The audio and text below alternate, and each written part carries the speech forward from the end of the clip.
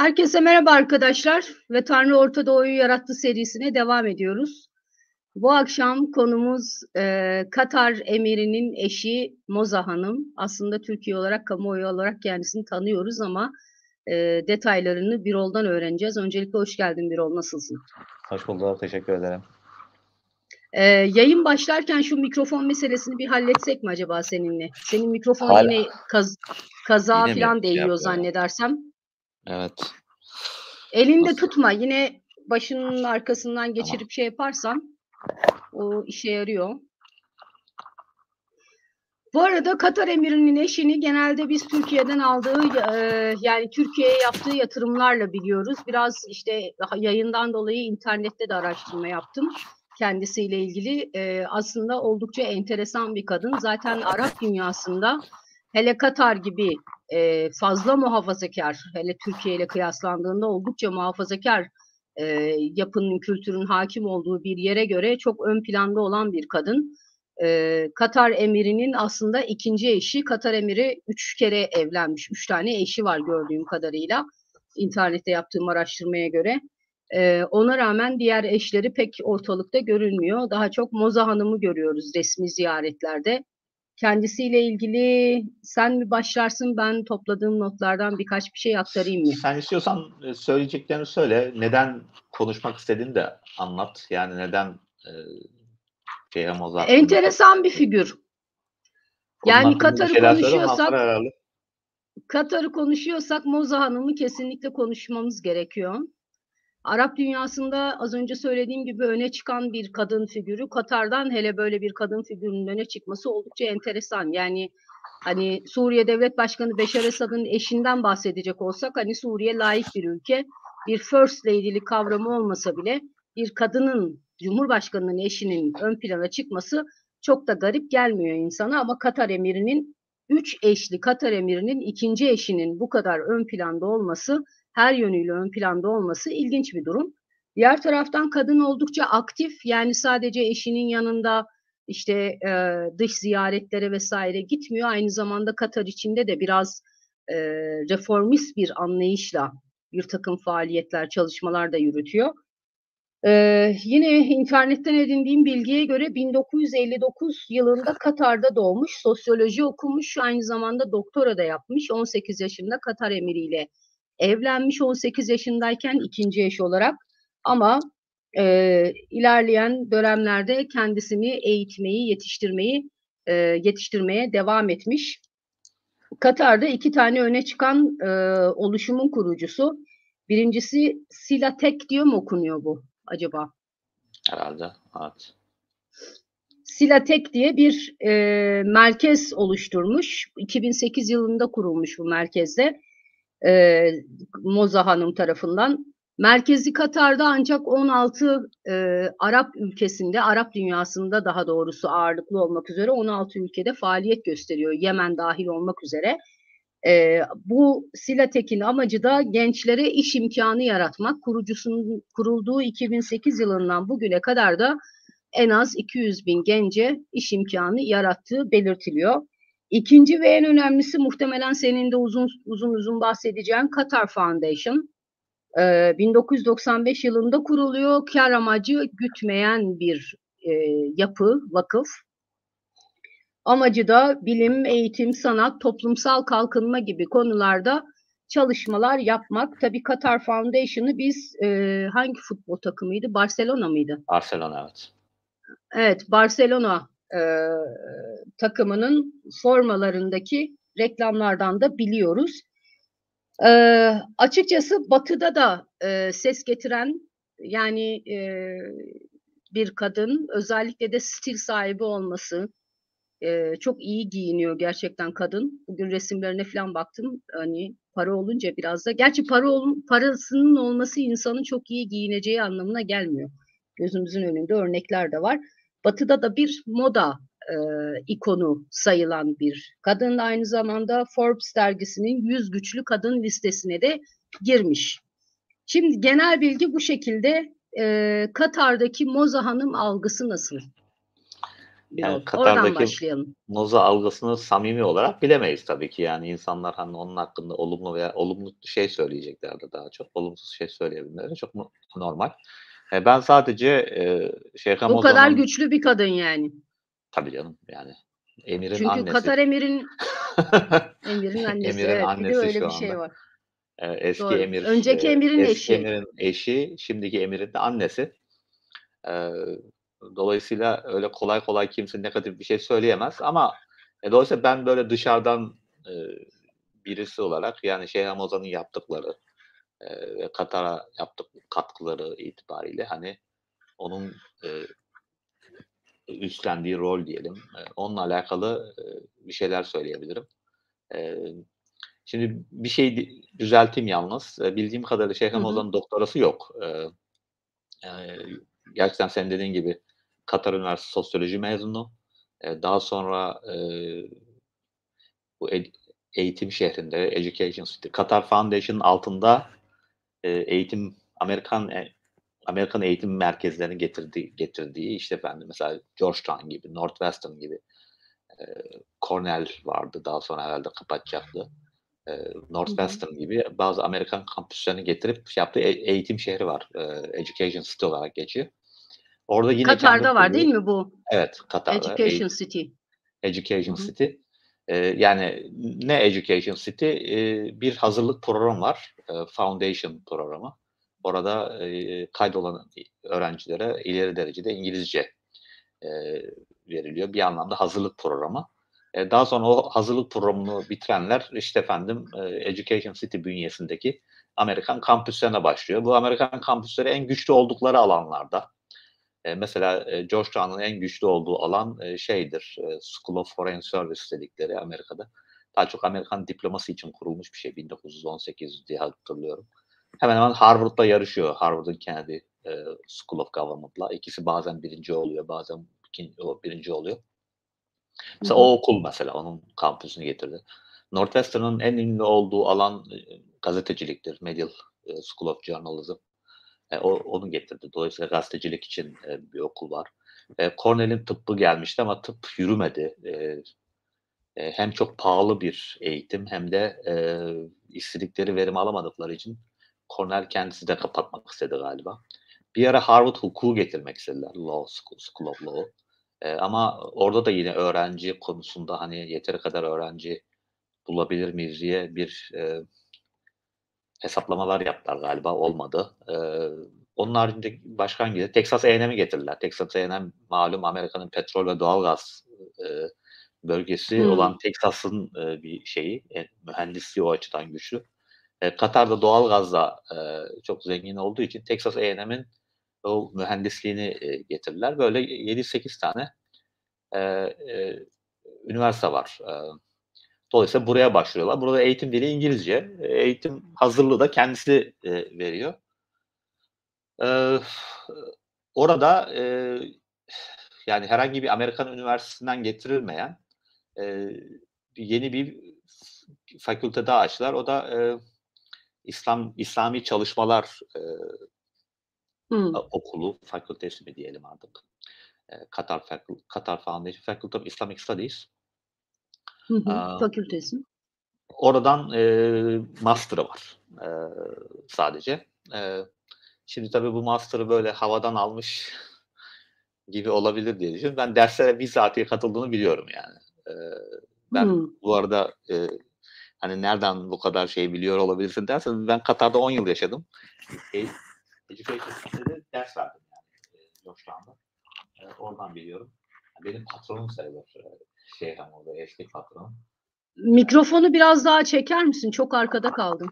Öyle mi? Hıh. Hıh. Şimdi iyi mi? Teşekkürler. Evet, gayet iyi. Eee 10 yıl Katar'da kaldın. Senin patronun Ben 10 sayılır yıl aynı Katar'da zamanda. kaldım. 7 yılda Education City'de çalıştım. Dolayısıyla, yani oranın nasıl işlediğini, Şeyh Hamaza'nın şeyini, yani onun ders aldığı hocalardan dinledim yani. Çok ciddi olarak derslerine çalıştığını, hani bir öğrenciden beklenebilecek her türlü performansı, gösterdiğini söylediler. Doğru, yalan. Ben başkalarının dediğini anlatıyorum. Hatta, Hı hı. böyle dersteki tartışmalarda tabii diğer öğrenciler şimdi Şeyh Hamza var yanında, onunla nasıl tartışacaksın, değil mi? Herkes Tabii. ona işte siz haklısınız Your Highness, işte You are right Your Highness diye başlıyor bir şey söylediği zaman. O bir gün çok kızmış yani hani niye böyle diyorsunuz sürekli demiş yani. Hani katılmıyorsanız katılmadığınızı söyleyin demiş. Onu çok samimi söylüyor yani. Hımm. Eee, Hani katılmak zorunda değilsiniz. Bir de her zaman her defasında da böyle katılıyormuş gibi yapmak zorunda değilsiniz diye uyarmış diğer öğrencileri yani. Böyle, yaşına rağmen bilgiye sürekli şey yapan, etrafında Arap dünyasının en iyi entelektüellerini barındıran, yani, onun evine, yani Şeyh Hamad'ın evi, sarayı, giden, tanıdıklarımın mesela hepsinin ortak özelliği Arap feminist olmaları. Evi bizatihi biliyorlar. Şeyh Hamazan'ın sohbetlerine gidiyorlar. Böyle entelektüel olarak gelişmeye çok açık, kendini sürekli yenileyen eee, bir kadın. Şimdi, Hı hı. Şeyh Hamazo böyle bir karakter. Böyle bir karakter, senin de anlattığın gibi bir sürü, politik nitelikte şey var. Bunların en önemlisi tabii, bir kere, 1995 yılında kurmuş olduğu Qatar Foundation, Katar Vakfı. Hımm. Barcelona'nın formasındaki, şeyde o. Education City'de bahsettiğim onun altında. Eee, Daha Hımm. sonra bunların tamamı bugün şeye dönüştürüldü bir üniversiteye. Hamad bin Halife Üniversitesi. Kocasının adı, eee, verildi üniversiteye. Hamad bin Halife Üniversitesi. Onun altının alt fakülteleri gibi bunlar. Eee, Aralarındaki tabii Amerikan üniversiteleriyle anlaşmalar ne anlamda bilmiyorum. Hem Georgetown diploması alıyorlar hem Hamad bin Halife diploması alıyorlar. 2 Hımm. diploma alıyorlar yani. En önemlisi bu. Yani Şeyh Hamazan'ın ki bu önemli bir katkı. Çünkü neden? Şundan dolayı önemli. Eee, Yani Katar senin de bahsettiğin gibi çok muhafazakâr bir yer. O dönem itibariyle 1990'lar itibariyle oradan daha muhafazakâr belki bir tek Suudi Arabistan var. Yani, bir Dubai'ye, bir Abu Dhabi'ye, işte efendim kıyasla, hele bir Umman'la kıyasla, bir Kuveyt'le, bir Bahreyn'le kıyasla Katar gerçekten muhafazakâr. Bunun sebepleri tartışılabilir. Dindar insanlar bir de gerçekten de. Yani bunun sebepleri başka, buna hiç girmeyelim çünkü girersek Şeyh Moza'ya hiç giremeyeceğim.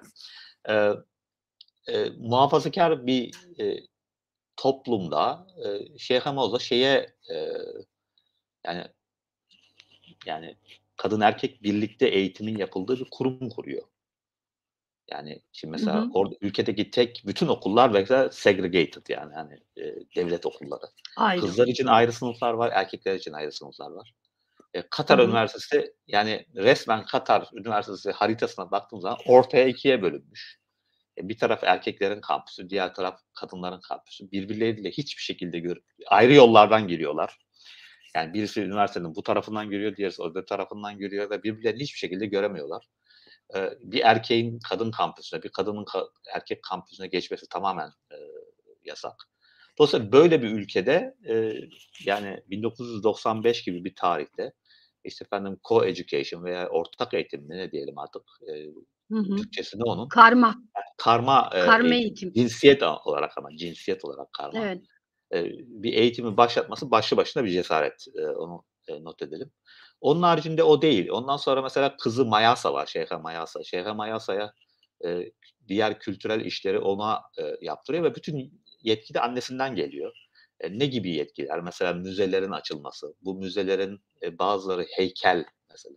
İşte resimlere yatırım yapılması gibi. Bunlar hani, muhafazakâr İslami bir toplum için böyle, sorunlu şeyler. Hatta öyle sorunlu ki artık bir noktadan sonra, kamuoyunun tepkisinden dolayı mesela yapılan çok güzel bir sanat eseri mesela kapatılmak zorunda kaldı. Üzeri örtüldü. O da Hı hı. şeydi, eğitim, şehri yani Katar Education City'nin hemen karşısında o, Sidra Hastanesi vardır. Onun önünde, eee, anne cenindeki, işte efendim Jenny'nin geçirdiği 9 aylık evreyi anlatan, 9 tane heykel. Gerçekten çok güzel bir, düşünce. Güzel de icra edilmişti. Yani yani Hı hı. bu işlerde o dönemin artık heykeltıraşı kimse ona yaptırıyorlar zaten. Para konusunda hiçbir sıkıntısı yok. Ama mesela artık böyle bir şeye bile hani, eee, geri adım atmak zorunda kaldılar. Böyle bir toplumdan bahsediyoruz yani. Hani, Evet. bu heykel, işte, efendim, haram. Yine başka bir heykel mesela, o Zidane'ın kafa vurduğu var ya Dünya Kupası'nda annesine laf ettiği Hımm. için. İtalya oyuncusuna. Hı hı Onun hı. mesela heykelini diktiler mesela. Yine aynı şekilde tepki geldi, kapattırdı. Museum of Islamic Studies vardı Doha'da. Bence, yani içeriği tabii ki çok zengin değil.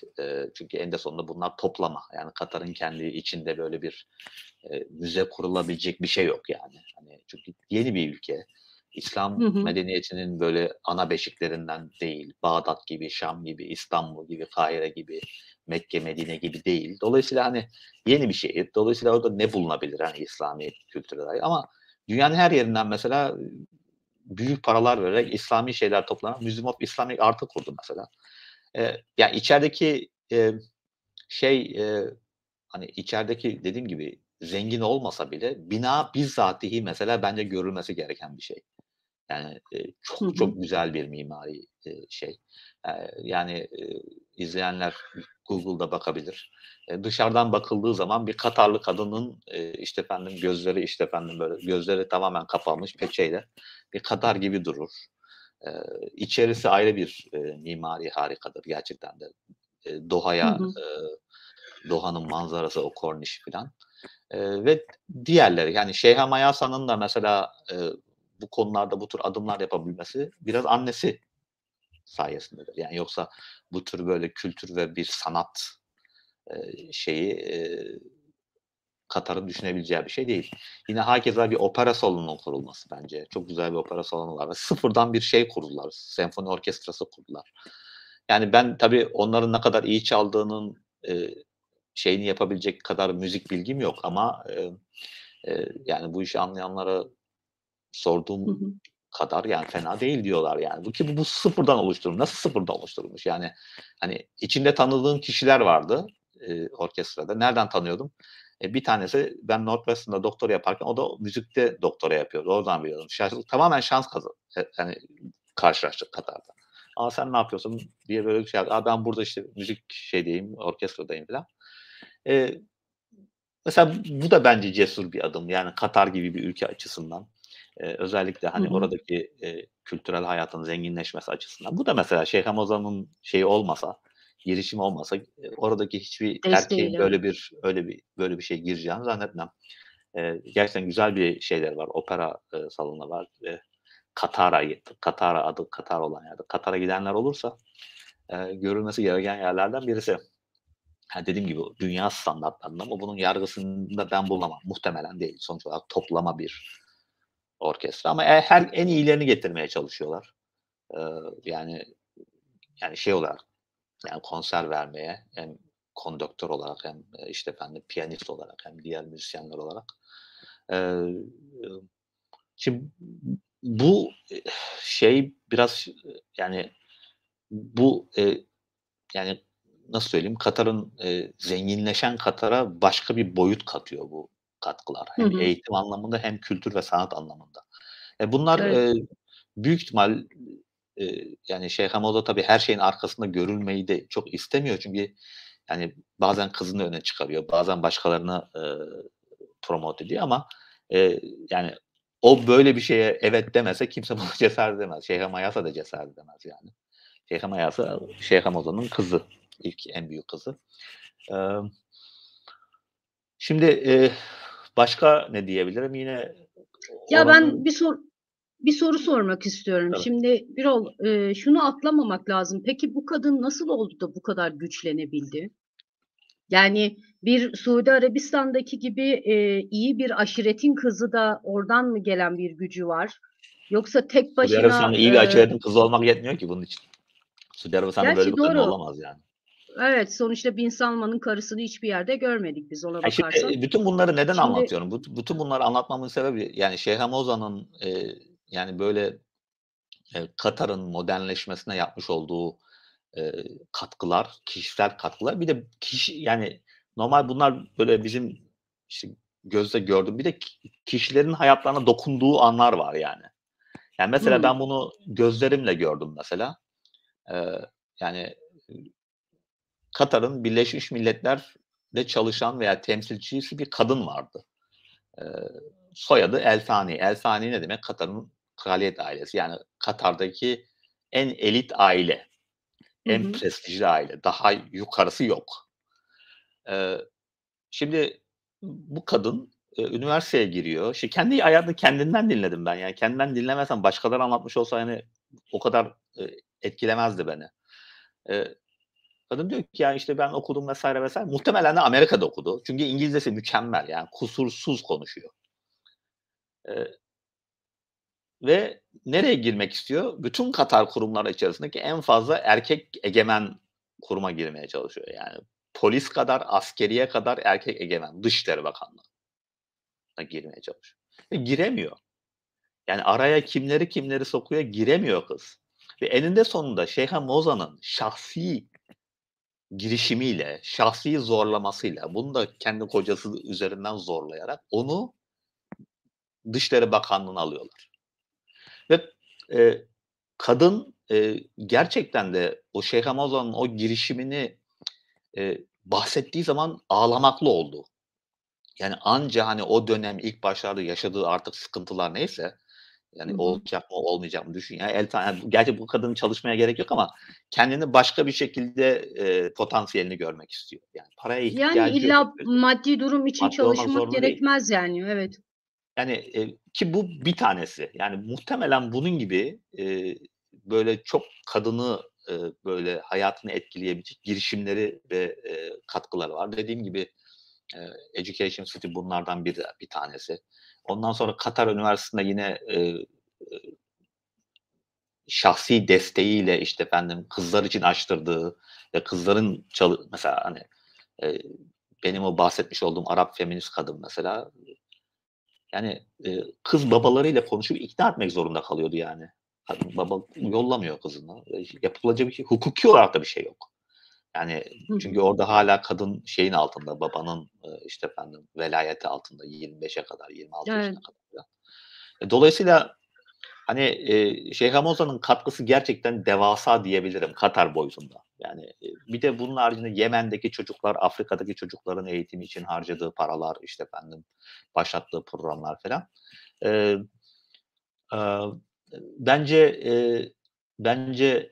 çok, değerli bir, şey, yani katkısı var bence. Hem Katar'a hem de yapabildiği kadar dünya çocuklarına ve dünya katıklarına ne kadar yapabiliyorsa artık eninde sonunda onun da, gücü sınırlıdır, yani imkânları sınırlıdır. Eee, şimdi, eee, bütün bunları onun hayatıyla alakalı ekstra detay vermek için anlattım. Hı Eee, hı. 2'nci olarak da daha da önemlisi şunun için anlattım.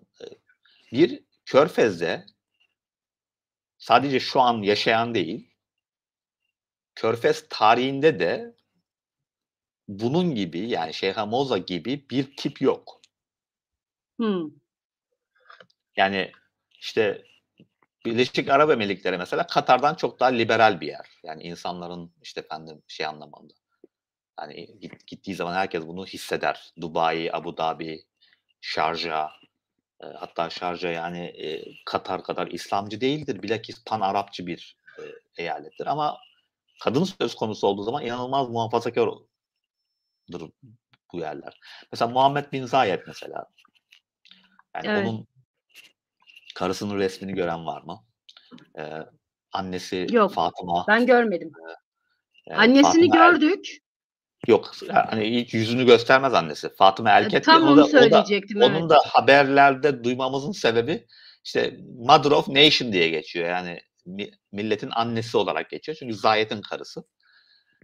Ama resmi yoktur. Bütün haberlerde, işte, efendim, bir silüet olarak çıkar. Evet, Eee, arkadan çekerler. eee, Dubai emirinin karısının fotoğrafları bulunabilir, ama o da Körfezli değildir, Ürdünlüdür. Ondan dolayı öyle. Hani, Ürdün, Körfezli bir kadın olmadığı için, resmi görülür ama herhangi bir politik veya herhangi bir sosyal yönü yoktur. Yani sadece, Evet, eee, yani bir, yani İngiltere'ye bir şeylere gittiği zaman yanında götürdüğü, güzel bir kadın, rolünde. Körfez'de yok. Yani Şeyh Moza gibi bir figür şu anda da yok. Bildiğim son 200 yılın tarihinde de yok. Yani hımm, çoğunun ismini bile bilmiyoruz. Yani Duygu As Duygu Asenay'dı değil mi? Onun romanının, adı meşhur. Kadının kadının adı adı yok. yok yani, Körfez'de. Böyle bir kontekste Şeyh Hamoza'nın bu kadar, eee, aktif olması, bu kadar siyasi içerikli görevler üstlenmesi ve bütün bunların, ötesinde o yani, ben tabii kadın modasından anlamam ama yani onun kıyafetlerinin, çok güzel olduğunu söyleyebilecek kadar da bir zevkim var. Yani, her birisi ayrı bir, güzellikte ve kalitede.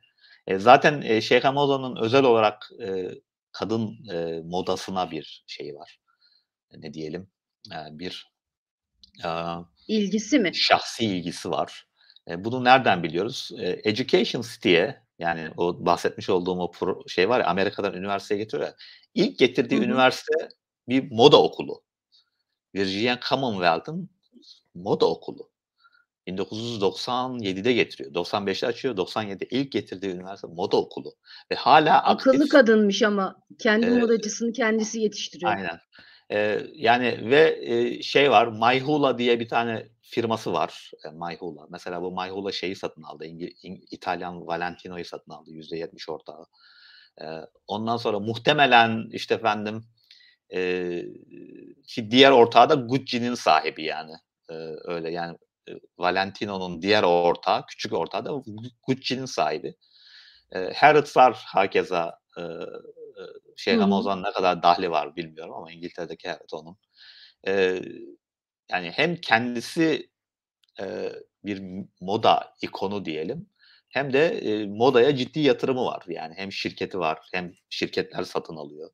Hem Katar'da, işte, efendim, böyle modacılar yetiştiriyor ve tabii, Körfez'e gidenler bilir. Orası, eee, yani bizim bildiğimiz veya, işte, efendim, hayal ettiğimiz gibi kara çarşaftan başka bir abaya modası var orada yani. Yani Evet, o başlı renkli, başına, hani, daha. hepsi, siyah. Şeyh Hamza yine bu konuda, şeydir, beyaz da giyer, mor da giyer, yeşil de giyer.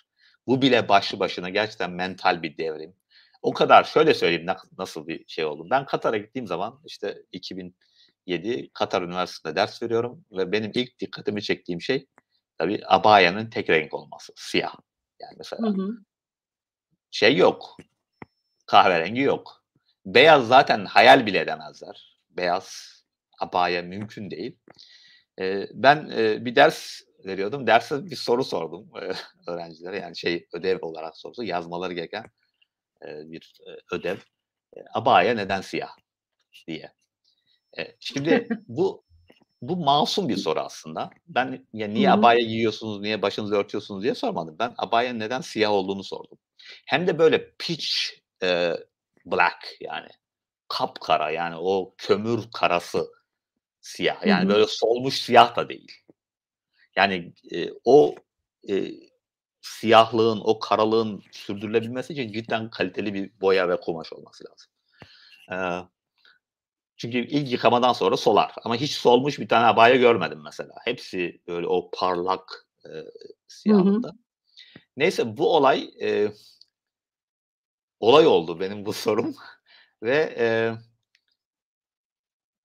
Katar'ın, işte, efendim, böyle, bir program var. O programa insanlar bağlanıp şikâyetlerini anlatıyorlar. İşte, şikâyetlerini konuşuyorlar. O, getirilen şikâyetlerden birisi de, işte, Katar Üniversitesi'nde bir hoca, işte, efendim, kızlarımızın neden, işte, efendim, böyle, siyah abaya giydiğini sordu filan gibi böyle bir şey başlatıyor. O! İlk yılım Katar'da.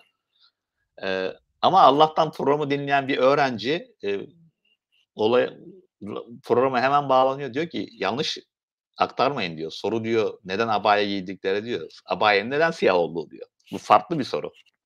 Allah'tan öyle Evet. kurtarıyorum yani. Neyse, rektöre kadar gidiyor, şikâyet ediliyor. Olay ama rektör tabii, başka bir El Misnet kadını.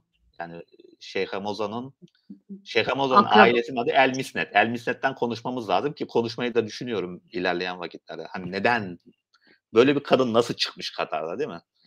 Evet, El asıl Misnet. soru o zaten, Evet, ana kaynak. Hı ya hı.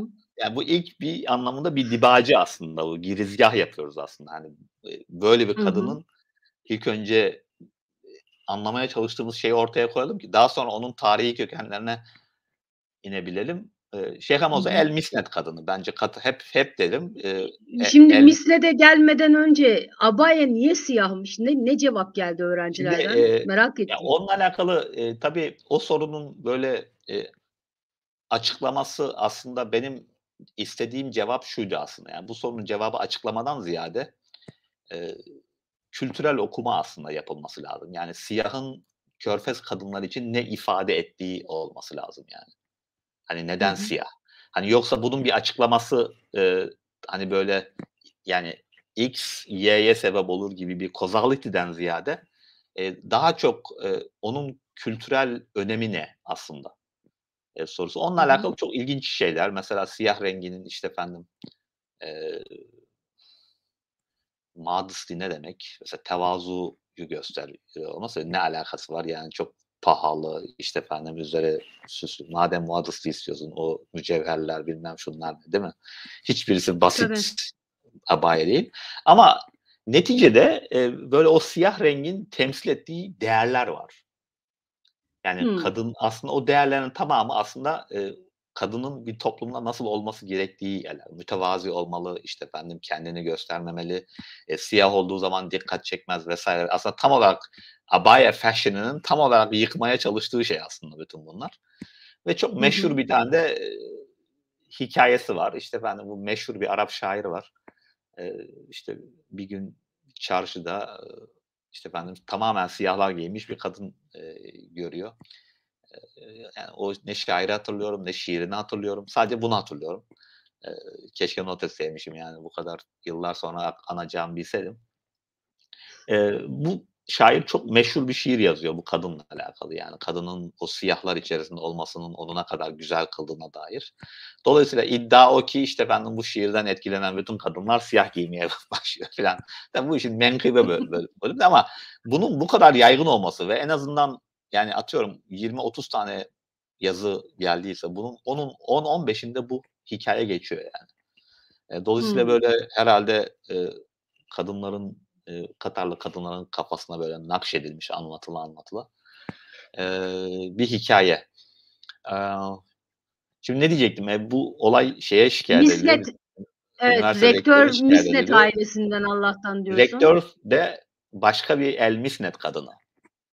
Eee, Kadın. Şeyh evet, Şeyh El Misnet yine bir kadın. Bildiğim kadarıyla Katar Üniversitesi'nde ilk kadın rektörü. Hımm. Muhtemelen, Katar'ın ilk kadın doktora sahibi kişisi. İngiltere'ye gidiyor. İngiltere'de eğitim, alanında doktora geliyor. Daha sonra Katar'a dönüyor. Katar'da işte efendim üniversite rektörlüğüne kadar çıkıyor. Tabii Şeyh Hamoza'nın halası, yani özbeöz halası. Şeyh Hamoza ile yaşları aynı, ama, yani Şeyh Hamoza'nın babasının kız kardeşi. Hı hı. Eee, yani, doktora tezinde de en başta doktora tezine ithaf ettiği kişi annesi değil. Eee, doktora tezine ithaf ettiği kişi Şeyhamuz. babası. Hımm. Babasına ithaf ediyor. Yani diyor ki beni eğitim konusunda en çok yüreklendiren, en çok teşvik eden ve yolumu açan babama diyor. Eee, dolayısıyla orada bir El Misnet ailesiyle alakalı, bir şey var. Yani ben o bir şeyin tam olarak ne olduğunu, söyleyemem, bilmiyorum açıkçası ama, yani bazen böyle erkekler çıkıyor. Yani istisnai olarak, işte, efendim, zaten bir erkek açmasa yolunu o toplumlarda, bir kadının Tabii, bunları başarabilmesi hemen hemen imkânsız gibi bir şey. Şeyh Hamoza için de aynı şey geçerli. İstediği kadar güçlü olsun, istediği kadar harikulade fikirler olsun, kocası yolunu açmasaydı hiçbir şey tabii, yapamaz. Yani, eee, eee, hâlâ buralar aşırı derecede erkek egemen, kültürlerin olduğu hem siyasette hem orduda hem askeriyede her türlü alanda erkeğin egemen olduğu, toplumlar. Ancak böyle bazı erkeklerin, işte, efendim, eee, bunu bir, misyon edinip, eee, bütün riskleri alıp, eee, eee, yani yolunu açmasıyla oluyor. Şeyh Hamoza'nın da aldığı risk var. Ödediği bir bedel var. Yani bu büyük bir bedel mi? Tartışılır tabii ki yani. Ama mesela, Şeyh Hamoza El Misnet soyadını kullanmıyor mesela. Yani El Misnet hı hı. ailesinin tarihinde övünmesi gereken en önemli isim kadının ailenin soy ismini kullanmamasını istiyor. Çünkü, aşırı derecede, yaptıkları şeylerle, işte, efendim, geleneklere karşı gelen, işte, efendim, var olan hakim normları değiştirmeye çalışan, böyle isyankâr bir tip. Emirin annesi, şu andaki emirin annesi, eski emirin karısı. Buna rağmen Hı hı. aile, eee, yani, onun yaptıklarıyla adlarının bir araya gitmesini istemiyor yani.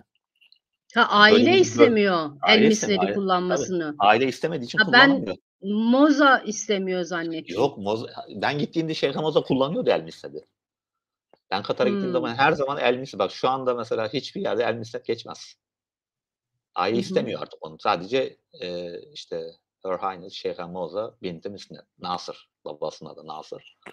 Hı hı. Olarak kullanılması gerekiyor. Çünkü yaptıkları herhâlde artık o toplumsal, eee, işte, toplumda konuşulanlar, işte, efendim, edilen laflar vs. vs. aileyi artık o kadar bunaltmış ki, yani, aile, yani, bizim adımızı karıştırma bu işe, ne yaparsan yap, modundalar ki tabii bu, çok, ironik, çünkü, hemen hemen bütün Körfez tarihinde gurur duymaları gereken bir kadın yani. Evet, Eee, aslında tam tersi olması lazım ama ama işte bu öyle. ailenin çok yobaz olmasından mı kaynaklanıyor acaba diye düşünüyorum ama. Yani, tabii orada inanılmaz bir toplumsal baskı var şimdi. Yani, burası küçük bir toplumdan bahsediyoruz. Yani, Katar'ın nüfusu 2 milyon filan ama bunun %80'i, %85'i yabancı. Hı hı. Dolayısıyla o kadar yabancı arasında Katarlılar bir anlamda kendi ülkelerinde, şeyler yani, azınlıklar. Eee, Hı hı. azınlık oldukları için de böyle, bir anlamda, yani, toplum ikiye ayrılmış durumda yani ve o ikiye ayrıldığı için de, Katarlar kendi aralarındaki ilişkiler daha güçlü olmak zorunda. Ve, tamam belki kamusal olarak Şeyh Hamza'ya bir şey diyemez kimse Hı ama, hı. kimse evin içindeki konuşmalara da karışamaz yani. Hani, meclislerde Tabii. neler söyleniyor, neler konuşuluyor ki bir de şu var, yani, kendi Katar'ı geçtim, yani, Birleşik Arap Emirlikleri medyası, Suudi medyası, yani, bütün Körfez'de Şeyh Hamza'ya akla hayale gelmeyecek sözler söylenen şeyler var. Evet. Bundan dolayı yani, ben tabii takip etmiyorum o literatürü. Muhtemelen iğrençtir. Eee, ama işte efendim, onun da ödediği bedel o yani. Yani, eee Ya, elbette sonuçta hem Katar çok muhafazakâr bir yer hem Körfez ülkeleri abartılı derecede muhafazakâr yerler.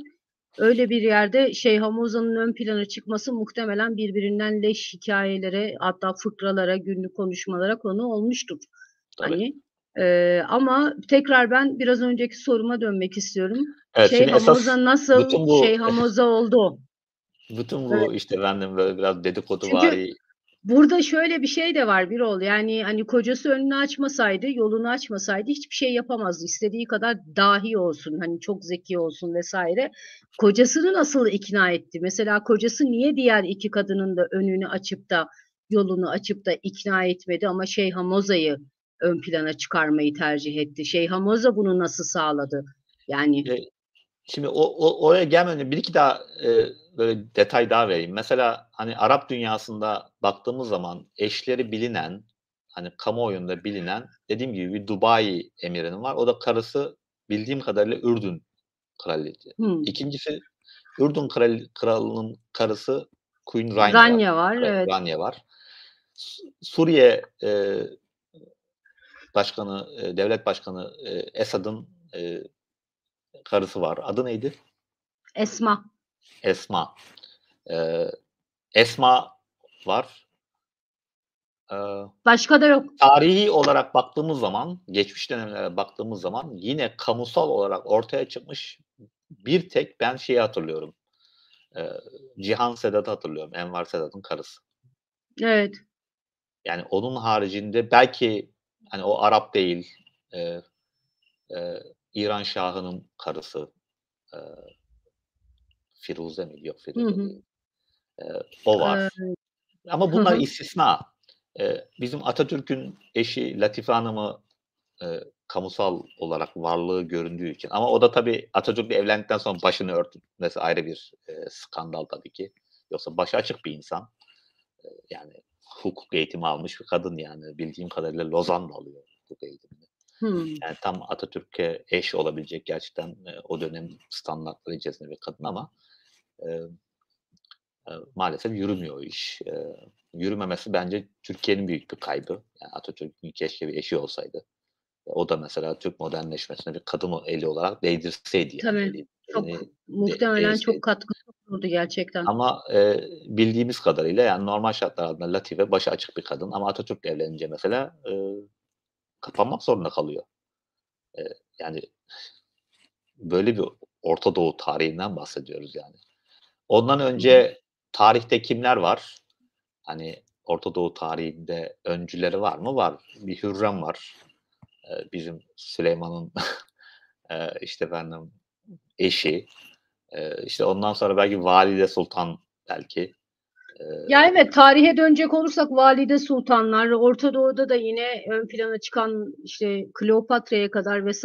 gider ama bu bunlar mesele. istisna Ama karakterler. Yani bunlar böyle şey Hah, değil. Yani böyle, tam onu söyleyecektim. eee, yani Orta Doğu siyasetinin ve tarihinin, eee, böyle, demirbaşları değil bunlar. Hani bir bakıyorsun tarihe, işte efendim ta şeye kadar gitmek zorunda kalıyorsun yani. Milattan önce 10. yüzyıldaki Belkıs filan diyorlar, değil mi? Eskiden Arapların Hımm. da mesela işte efendim kadın kraliçeleri varmış. Evet, ne zaman? 2500 yıl önce. Evet, 2500 yıl önce. Yani aslında bu bizzatihi iddia edilen şeyi aslında şey yapıyor ki, Çürütüyor Belkıs'ın da aslında, Arap olup evet. olmadığı tartışılır yani. Hani milattan önce 10 yıl önce Arap var mıydı? O da tartışılır tabii. Eee, eee, yani ondan sonraki şey yapılanlardan meşhur Palmira'da biliyoruz kraliçesi Zenobia, değil mi Hımm. adı? Evet, Suriye'deki Zenobia. Palmira bu IŞİD'in yıktığı, antik kentin kraliçesi çok bilinen. Eee Hı hı. Kleopatra kadar şey bir kadın, Muhtemelen meşhur akrabalıkları da varmış zaten Zenobia ile Kleopatra'nın da.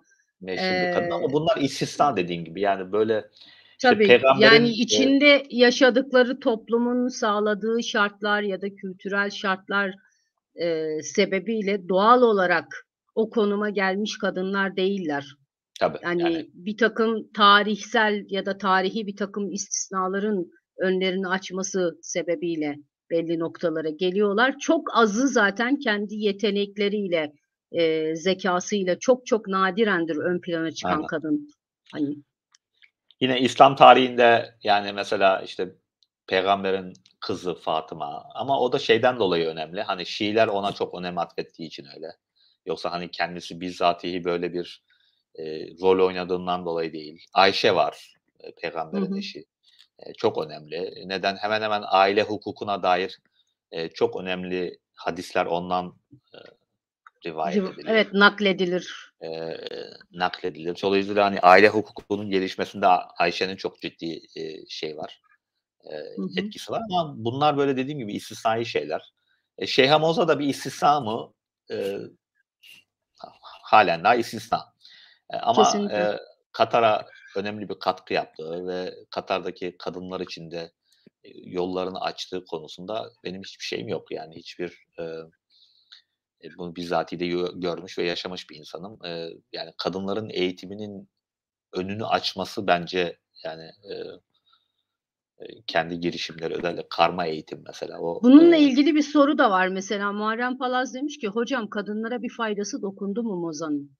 neden dokunmasın? Yani dediğin gibi, üniversite eğitimi İlham alıp olmanın dışında. Hı Ay, hı. şöyle, hani, hukuki olarak, bir sorun yok zaten. Hani, bunlar, Körfez ülkeleri, Batı'nın görmek isteyeceği hukuki düzenlemeleri yapacak tipler.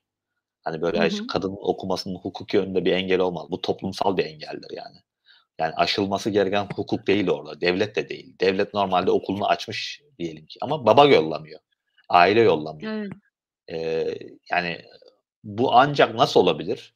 Şöyle olabilir, yani, Şeyh Hamoza gibi Eee, öne çıkıp, işte, efendim, bütün kadınlarla alakalı, işte, efendim, stereotipleri, yıkacak, çok cesur adımlar atacak bir kadının çıkmasıyla olur. Eee, Hı hı. yani, ama onun haricinde dediğim gibi kurumlar kurması, işte, efendim, aile var mesela, Aile Bakanlığı diyelim. Adı tam olarak bakanlık değil ama, Supreme Council for Family Affairs. Onunla alakalı mesela. Onun başkanı da aynı zamanda. Aile Yüksek Yüksek Eğitim Konseyi. Hı hı. Yüksek Eğitim Konseyi var yine. Onun yardımcısı, başkan yardımcısı. Yani başkan yardımcısı, başkan ne yapabilir şimdi onun yanında? Başkan da Eğitim Bakanı yani zaten. O da Hı başka bir hı. kadın. Eee, Dolayısıyla yani, bu çok fazla ispatlayamayacağımız bir şey. Çünkü bütün bunları böyle arka şeylerden yapıyor olabilir yani. Hani, işte, kendi halasını Katar Üniversitesi rektörü yapması. Bu bir anlamda nepotizm ama başka bir kadın da yok yani. Hani doktor. Evet. Anlatabiliyor muyum? Yani Yani nepotizm illa olumsuz anlamda olacak diye bir şey yok arkadaşlar. ki Gördüğünüz yani gibi o dediğim böyle gibi o rektör bence coğrafyalarda. Hı hı. yani ben şahsen tanışma fırsatı da buldum. Eee,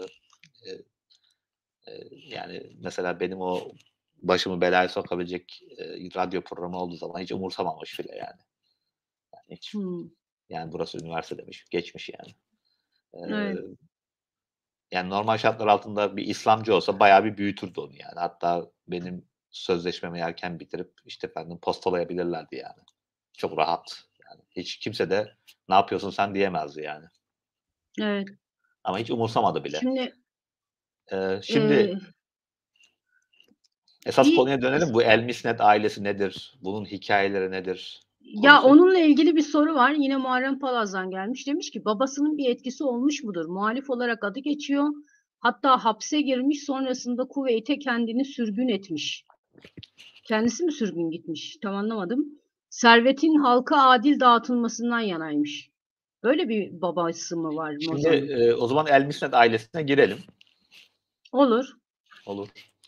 Şimdi, El Misnet ailesi, eee, kendini, eee, Beni Hacir kabilesi var. Hani Arap Yarımadası'nın en büyük kabilelerinden birisi. Bedevi bir Hı hı. kabiledir. Katar'da da, önemli Bedevi ailelerinden birisidir. Beni Hacri, El Hacri ailesi. Ki mesela emirin, kendi korumaları büyük oranda El Hacri'den, seçilir. Daha sadık Hı hı. oldukları düşünülür. Öyle, etkileyici bir ailedir ki yani, yani Tamim mesela evlendiği ikinci karısı El Hacri'den yani. Bu Hı. mesela bir aileden evlenmesi emirin mesela o aileye ne kadar önem verdiğinin, göstergesi. El Hacri adını Türk toplumu da duymuştur. Hani Katar emiri için, işte Boğaz'da 120 milyon euroya bir yalı almışlardı hatırlarsa, eee, Evet. seyirciler. O halının o yalıyı alan şahıs El Hacri'ydi. Şeyin kayınbiraderi, emirin kayınbiraderi. Hı hı. El Hacri ailesinin bir alt koluna ait olduklarını veya oradan geldiklerini söylüyorlar. Şey, eee, bu aile. Bu ailenin tam olarak ne zaman, ben Katar'a geldiklerini bilmiyorum tarihi olarak. Ama muhtemelen, 1868 yılından önce geliyorlar. 1868 yılını hangi yıl? Katar tarihinde önemli bir yıl. 1868 yılında Katar İngiltere ile bir anlaşma yapıyor. Daha doğrusu İngiltere ile yapmıyor da İngiltere'nin oradaki temsilcisiyle yapıyor. O anlaşma ile, Muhammed bin Thani, yani şu andaki emirin dedesinin dedesinin bilmem kaçıncı dedesi, İngiltere tarafından Katar'ın baş şeyhi olarak kabul ediliyor. Yani Hı. Katar şeyhi olarak kabul ediyor ve Katar tarihinde de o anlaşma bir anlamda dönüm noktası. Çünkü Katar'ın yönetici ailesinin ortaya çıkışı ve büyük bir devlet tarafından kabul edildiği tarih olarak kabul ediliyor. Ki nitekim daha sonra Osmanlı geldikten sonra 3 yıl sonra Osmanlı'ya kontrolü altına geliyor.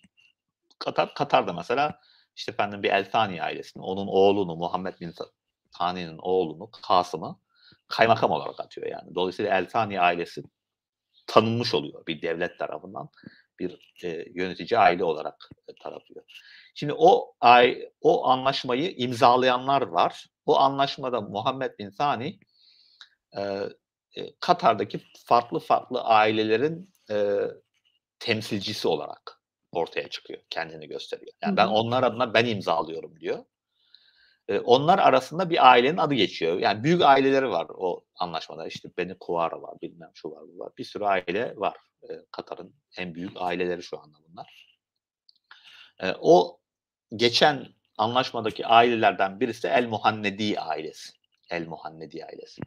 El Muhannedi ailesi diye bir kabile aslında sonradan kurulmuş bir kabile. Aslında böyle bir Muhannet diye bir adam yok. Dolayısıyla Hımm. normalde hani kabile ne demek? Fi tarihinde bir erkek yaşıyor. Atıyorum Misnet diye bir adam yaşıyor. Bu Misnet'in torunları daha sonra aile Misnet oluyor. Misnet ailesi oluyor. Kendilerine de El Misnet soyadı veriliyor. Dolayısıyla Muhannet diye birisi yok. Dolayısıyla Muhannet kim? Muhannet aslında e, bugün Doha'nın işte efendim 50-60 kilometre kuzeyinde El Hor diye bir yer var. Bir sahil kasabası. Orada ya bu 19. yüzyıl daha önce Katar'ı konuşmuştuk herhalde. Konuştuğumu hatırlıyorum. O dönem biliyorsunuz Evet. 19. yüzyıl Katar'ın inci avcılığıyla zenginleşmeye başladı. Yani inci avcılığına entegre olduğu yıllar. Dolayısıyla birçok kabile özellikle Suudi Arabistan'ın içerisinden gelip Katar'a yerleşiyor ve burada inci avcılığına başlıyor. Bu ilk gelenler muhtemelen avcılıkla uğraşıyor. Daha sonra ilk gelenler zenginleşiyorlar ve tekne sahibi oluyorlar. Diğerlerini çalıştırıyorlar. Anlatmıştım galiba bunu. Hı hı. El Hor'da böyle bir sahil kasabası, yani inci avcılığıyla uğraşan bir sahil kasabası. Bu sahil kasabasına 5-6 tane farklı aile yerleşiyor. Bazıları bunun Beni Tamim'den, bazıları işte efendim Beni Hacer'den. Böyle 5-6 tane aile oraya yerleşiyor. Şimdi Katar'da işte efendim güç kimin elinde olur? En güçlü ailenin elinde olur. En çok erkeği işte efendim sahaya sürüp savaşabilen ailenin elinde olur. Dolayısıyla El Hor'dakiler bir araya gelip diyorlar ki biz bir ortak konfederasyon kuralım yani. Ortak bir kabile olalım diyorlar. Ve kendilerine El Muhannet diyorlar. Tamam. Dolayısıyla El Muhannet aslında daha sonradan kurulmuş bir koalisyonun adı. Muhannet de şey demek, garip aslında. Şöyle garip, bizim ne bir dizi vardı, Arap dünyasında çok meşhur olmuştu. Kıvanç Tatlıtuğ oynuyordu. Evet, onun adı da Muhannet'ti. Evet, onun adı da Muhannet. Ama Hı Muhanned'in hı. aslında kökeni Hint kelimesinden geliyor, HN'de. Yani aslında kelime anlamı olarak Hintlileştirilmiş demek. Hımm. Muhannet işte ne oluyor? İsmi mef'ul mu oluyor yani? Eee, Evet ama eee, neyse çok önemli değil Hintlileştirilmiş zaten. ama esas ya Hediye, malum seninle bir iddiaya girmiştik. 1,5 saat konuşabilir miyim diye. Yok, yok. İddiaya yok. İddia falan değil. Şeye Şimdi gelemedik bir türlü. konuyu böyle dağıtmama izin ver. Yoksa başımıza bir Moza buçuk saat niye konuyu. bu nasıl bu kadar güçlendi? Tamam, dur Oraya aile, gelemedik bir aileden türlü. bahsedeyim. Aile ne zaman gelmiş? Niye hemen Moza'ya gelmek istiyordun? Bir aile nasıl bir aile? Nereden gelmiş bunu? Bir bahsedelim. Tamam. Muhannet kelimesini ilginç bulduğum için ben konuşmak. Şimdi neden kelime anlamı olarak Hintlileştirilmiş? Aslında bir Hint kılıcının adı Muhannet. Yani Hintlilerin Hımm. Hint demirinden yapılma Hint kılıçları çok meşhur olduğu için Katar'da o dönem Muhannet ismi veriyorlar. Aslında kelime anlamı olarak Hintleştirilmiş demek. Şimdi ben şunu düşünmeden edemiyorum yani. Şimdi bunu Gümüş dizisini kim böyle Arapçaya çevirdiyse muhtemelen Suriye'de çevirdi. Niye Suriye'de mesela çevrildi, evet. Kıvanç Tatlıtuğ gibi sarışın mavi gözlü bir adama aslında Hintlileştirilmiş anlamında bir isim İlişki. veriyor. Ben de intikamını öyle alıyorlar. Aslında evet, Giz, gerçekten hiç düşünmemiştim onu ama doğru söylüyorsun. gizliden gizliye. Yani Hint kara olur genelde adamlar o. Bence böyle kıskançlık söz konusu yani kim O da yapmışsa. olabilir.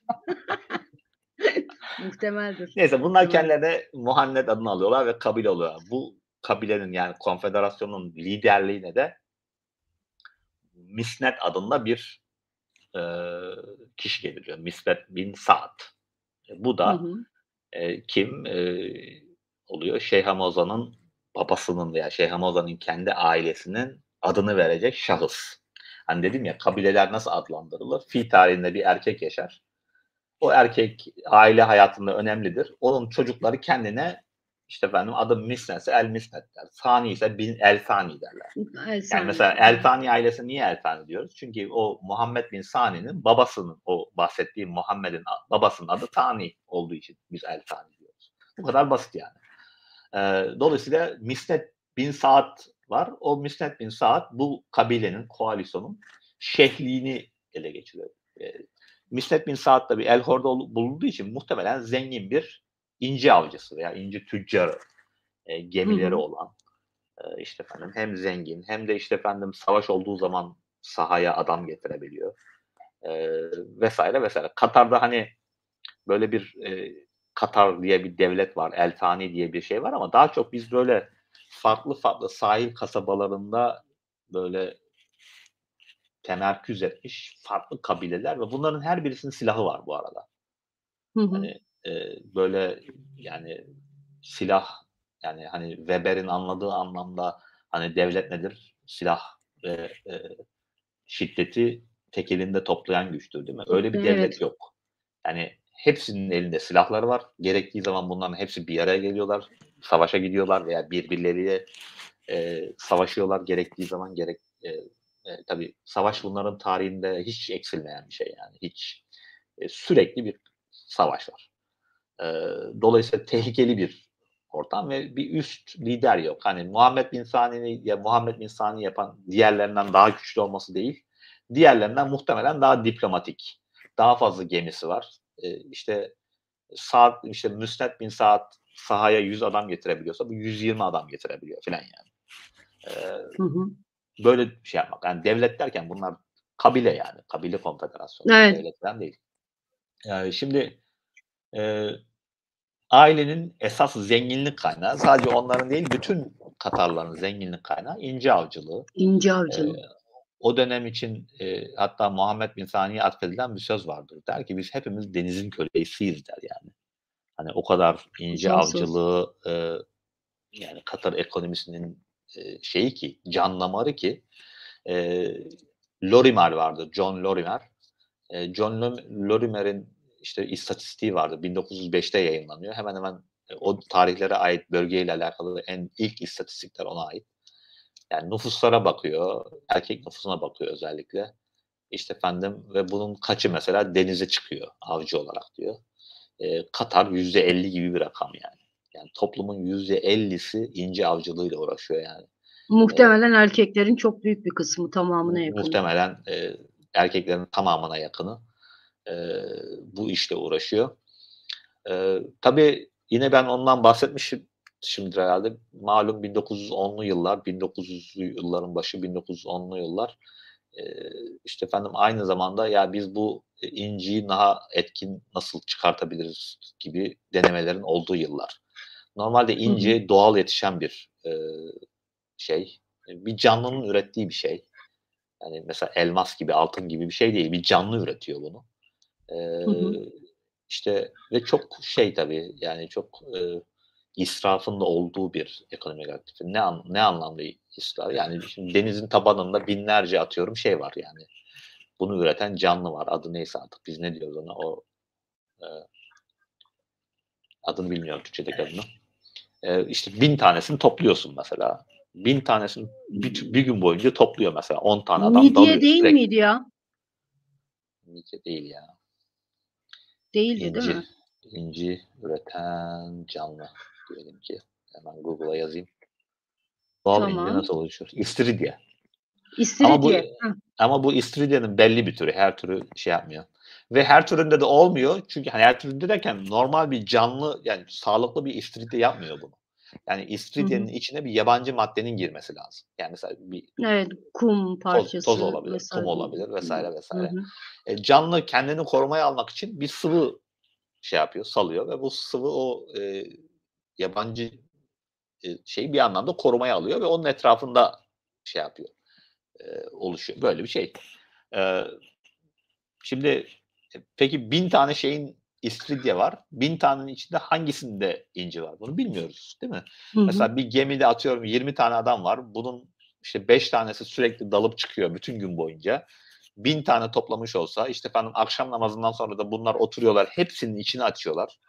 Bunun 1000 tanesinin belki içinden 5 tane çıkıyor, 10 tane çıkıyor. Geri Evet. şeyini yiyorlar çok büyük ihtimal. Yemekleri o. İşte efendim dolayısıyla çok hem yani emek gücü isteyen bir şey, yoğun emek gücü gerektiriyor.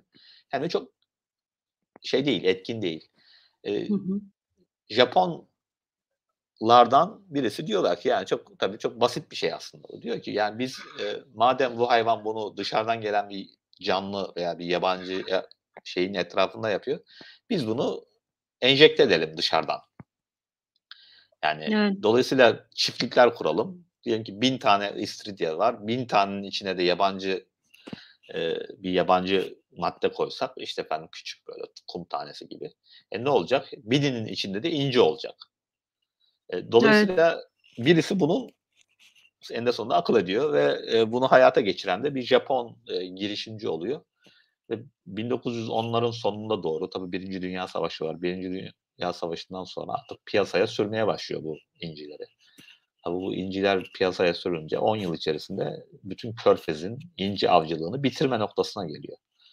Evet. Tabii Petrol bulunana 1929 petrol bulunana kadar helak ediyorlar insanları Allah'ın tabii yani Japonları. Hı hı. 1929 büyük buhran. İnsanlar artık lüks tüketimi de bırakıyorlar. Bir anlamda Körfez'in tabii Katar şey gibi tarihli de değil. Kuveyt ve Bahreyn ve Suudi Arabistan gibi. Çünkü onlarda petrol çok erken çıkıyor. Dolayısıyla erken bir anlamda nefes alma fırsatı gelen başka bir kaynak çıkıyor. Katar petrolün gelmesi için 1949'a kadar 39'da keşfediliyor ama savaş hemen başladığı için çıkarılmıyor. Dolayısıyla para gelmiyor. Anca Hı hı. savaş bittikten sonra 1948-1949 yılından itibaren petrol şirketinden para gelmeye başlıyor. Şimdi e, bu neden 1949 yılına gelindiği zaman hemen hemen daha önce bu işle uğraşmış ne kadar tüccar varsa bunların çoğu terk ediyor Katar'ı. Katar'ın nüfusu belki 1/3 oranında, %30 oranında azalıyor. Hı Katar'da hı. kalanlar Eltaniler kalıyor, ülkenin yönetici ailesi ve bir kısım aileler kalıyor. El Misnet bunlardan birisi. İşte efendim El Atiye ailesi var vesaire. Eee, Yani Katar'ın bir anlamda en güçlü aileleri diyelim, bugünkü aileleri kalıyor Katar'da ve ayrılmıyorlar. 1949'dan sonra yani ilk petrol gelirleri akmaya başladıktan sonra bu seferki esas sorun bütün bu aileler. Şimdi buradaki aileler derken bir kere El Thani'nin kendi içinde bir klanları var. Yani ne gibi klanlar var? Mesela şey klanı var. Mesela Muhammed Bin Sani'nin 2 tane oğlu var. Büyük oğlu. Birisi Casim şey Hı hı. olan, Katar'ın kurucusu kabullendi ve emir olan. Bir de onun askeri şeyi var. Sağ kolu var. Yani savaşlara giden Ahmet. Bu ikisinde çok sayıda oğlu var. Yani tabii Körfez Arapları bunlar sürekli erkek çocuk peşinde. Ya evlenirler ya işte efendim eşleri doğum ardına doğum. Erkek çocuğu Hı veremeyen hı. kadın da zaten büyük ihtimalle. Tabii Şeyh Hamoza'nın mesela burada bir avantajını söyleyelim. Yani 5 tane erkek çocuğu var. 7 çocuk, 5'i erkek. Evet. Beşi erkek doğru. Yani bu tabii doğal olarak ona bir şey veriyor. Yani bir karizma diyelim ki. Yani erkek çocuğu sahip olmaktan kaynaklı bir karizma veriyor. Diğerlerinin mesela 2 tane erkek çocuğu var. Diğerinin üçüncüsünde 2 tane erkek çocuğu var.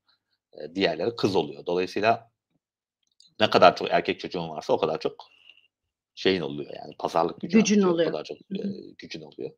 Eee, Yani daha önceleri de böyle. Yani Ahmet'in kaç tane oğlu var? Atıyorum 11 tane, 15 tane mi? Casim'in kaç tane var? 11 tane mi, 15 tane mi? Şimdi bunların yolu ayrılıyor tabii. Şimdi bir Ahmet klanı oluşuyor ondan sonra. Yani Ali Ahmet deniyor. Daha sonra Casim'in kendi altında klanlar oluşuyor. Bunun haricinde mesela ilk oğlu var. Ondan sonracıma Abdullah var. Onların işte Casim'in 11 tane mi ne oğlu var. Bunların her birisinin 10'ar 15 tane oğlu var. Dolayısıyla Her biri zamanla klan. Hı hı. tarih ilerledikçe bunların her birisi bir klan oluyor. Ama emirlik sadece bir şeyde kalıyor. Yani bir çizgide kalıyor. İlk önce Casim, Casim'den sonra Abdullah, Abdullah'tan sonra oğlu Ali, Ali'den sonra Ahmet, Ahmet'ten sonra Ahmet'in kuzenine geçiyor. e, Hı hı. halifeye geçiyor. O da o tarihin önemli bir kırılma anı. Halifeden sonra Hamad, Hamad'dan sonra Tamim. Şimdi bu neden önemli? Bu şundan dolayı önemli. Çünkü burada bir devlet birey yani. Yani burada devlet diye böyle bir soyut bir kurum yok. Devlet Hı hı. hazinesi diye bir kurum yok. Yani petrol şirketleri oturuyor, şeyhin kendisiyle anlaşıyor. Çeki de şeyhin adına yazıyor. Yani Evet. şeyhin şahsi parası oluyor bu anlamda. Dolayısıyla bütün ne oluyor? Bütün klanlar arasında bir de bu yani El Sani'nin kendi içindeki klanları var. Bir de bunun haricinde işte efendim Katar'da Katar'ın tarihinde önemli iş yer etmiş, Katarlı olduğunu yapan işte El Misnetler var. Atıyorum El Attiyeler var, El Kuvariler var, bilmem şunlar var, bunlar var. Bunların her birisinin bu petrol parasından pay alma mücadelesi başlıyor. Bu çok Hı hı. çetin bir mücadele. Şimdi bu böyle barışçıl bir mücadele de değil yani. Şimdi dedim ya bunların hepsi silahlı adamlar. Evet. Yani öyle noktalar geliyor ki artık kendi hani petrol parası emirin şahsına verildiği için herkes emirin başına üşüşüyor. Biz de petrolden para istiyoruz, biz de istiyoruz, biz de istiyoruz falan diye. Şimdi ve gerektiğinde şiddet kullanabilen adamlar bunlar. Hatta Ali'yi yani şimdi kim bahsediyorum? Yani şimdi Casım var. Casım'dan sonra Abdullah var. Abdullah'ın görevi bırakmasının sebebi akrabalarına artık uğraşmak istemiyor herif. Ve Hı hı. İngiliz şeyine gidiyor ki ben diyor ayrılmak zorundayım diyor. Yani ayrılacağım diyor artık bu adamlarla baş edemiyorum diyor. Ben oğluma bırakıyorum diyor. Tabii oğluna tamamen boş bir hazine bırakıyor herif. Hatta öyle ki bir şey mi diyecektim? Evet, tarih olarak ne zamana tekabül ediyor bu söylediğin? 1949 petrol parasının gelmeye başladığı dönem. Şimdi Abdullah Hı hı. 1950'ye kadar yapıyor. 1949-50 galiba. 50'de Ali geliyor. Hı Ali'den hı. sonra Ahmet geliyor. Ali 10 yıl iktidarda kalıyor. Ahmet 12 yıl iktidarda kalıyor 1972'ye kadar. 72'de de halife geliyor. Şimdi ama önemli olan oradaki ana siyasal mücadelenin ne olduğu. Yani siyasal mücadele petrol parasına kimin konacağı. Evet. Şimdi ve burada ilk önce elsaniler birbirine düşüyor. Yani birbirlerine silah çekecek derecede düşüyorlar. Yani Abdullah mesela artık ben kaldıramıyorum bunu deyip emirlikten ayrılıyor. Kendisi istifa ediyor ve oğlunu getiriyor Ali'yi. Abdullah giderken bütün hazineyi beraber götürüyor. Yani devlette kasada bir kuruş para kalmıyor. Ali yalvar yakar İngiliz şeyine gidiyor diyor ki ya bu petrol şirketiyle diyor bana biraz ödünç versin diyor. Çünkü yoksa bu aileyi silah çekiyor yani. Bir de etrafında bir ordu yok, polis korumaları yok, zırhlı araçları yok. Yolda görüyor adam silah çekiyor filan. Böyle vahşi tam vahşi yani Batı e, e, şeyi. Ali'nin de mesela 10 yıl sonra istifa etmesinin sebebi amca oğullarından birinin Lübnan'da ona silah çekmesi. Hımm. Yani ve artık her defasında emirin içinde kaldığı dilenma şu. Her defasında petrol şirketine gidiyor. Bana biraz para verin, borç verin. İşte efendim şeyimi artırın. Ve bu neden gerekli? Şimdi petrol şirketi de hayır diyemiyor. Çünkü bu sefer bu silahlı adamlar petrol şirketinin çalışmasını engelleyebiliyorlar. Tabii. Yani işte efendim petrol borularını yapıyorlar. İşte efendim bunların çoğu köle sahibi bu arada. Bu kölelerin çoğu petrol şeyinde çalışıyor. E, Şeyhlerin yani Elfani şeyhlerinin. Böyle bir mücadelenin, böyle bir siyasi kavganın içerisinde gelişiyor.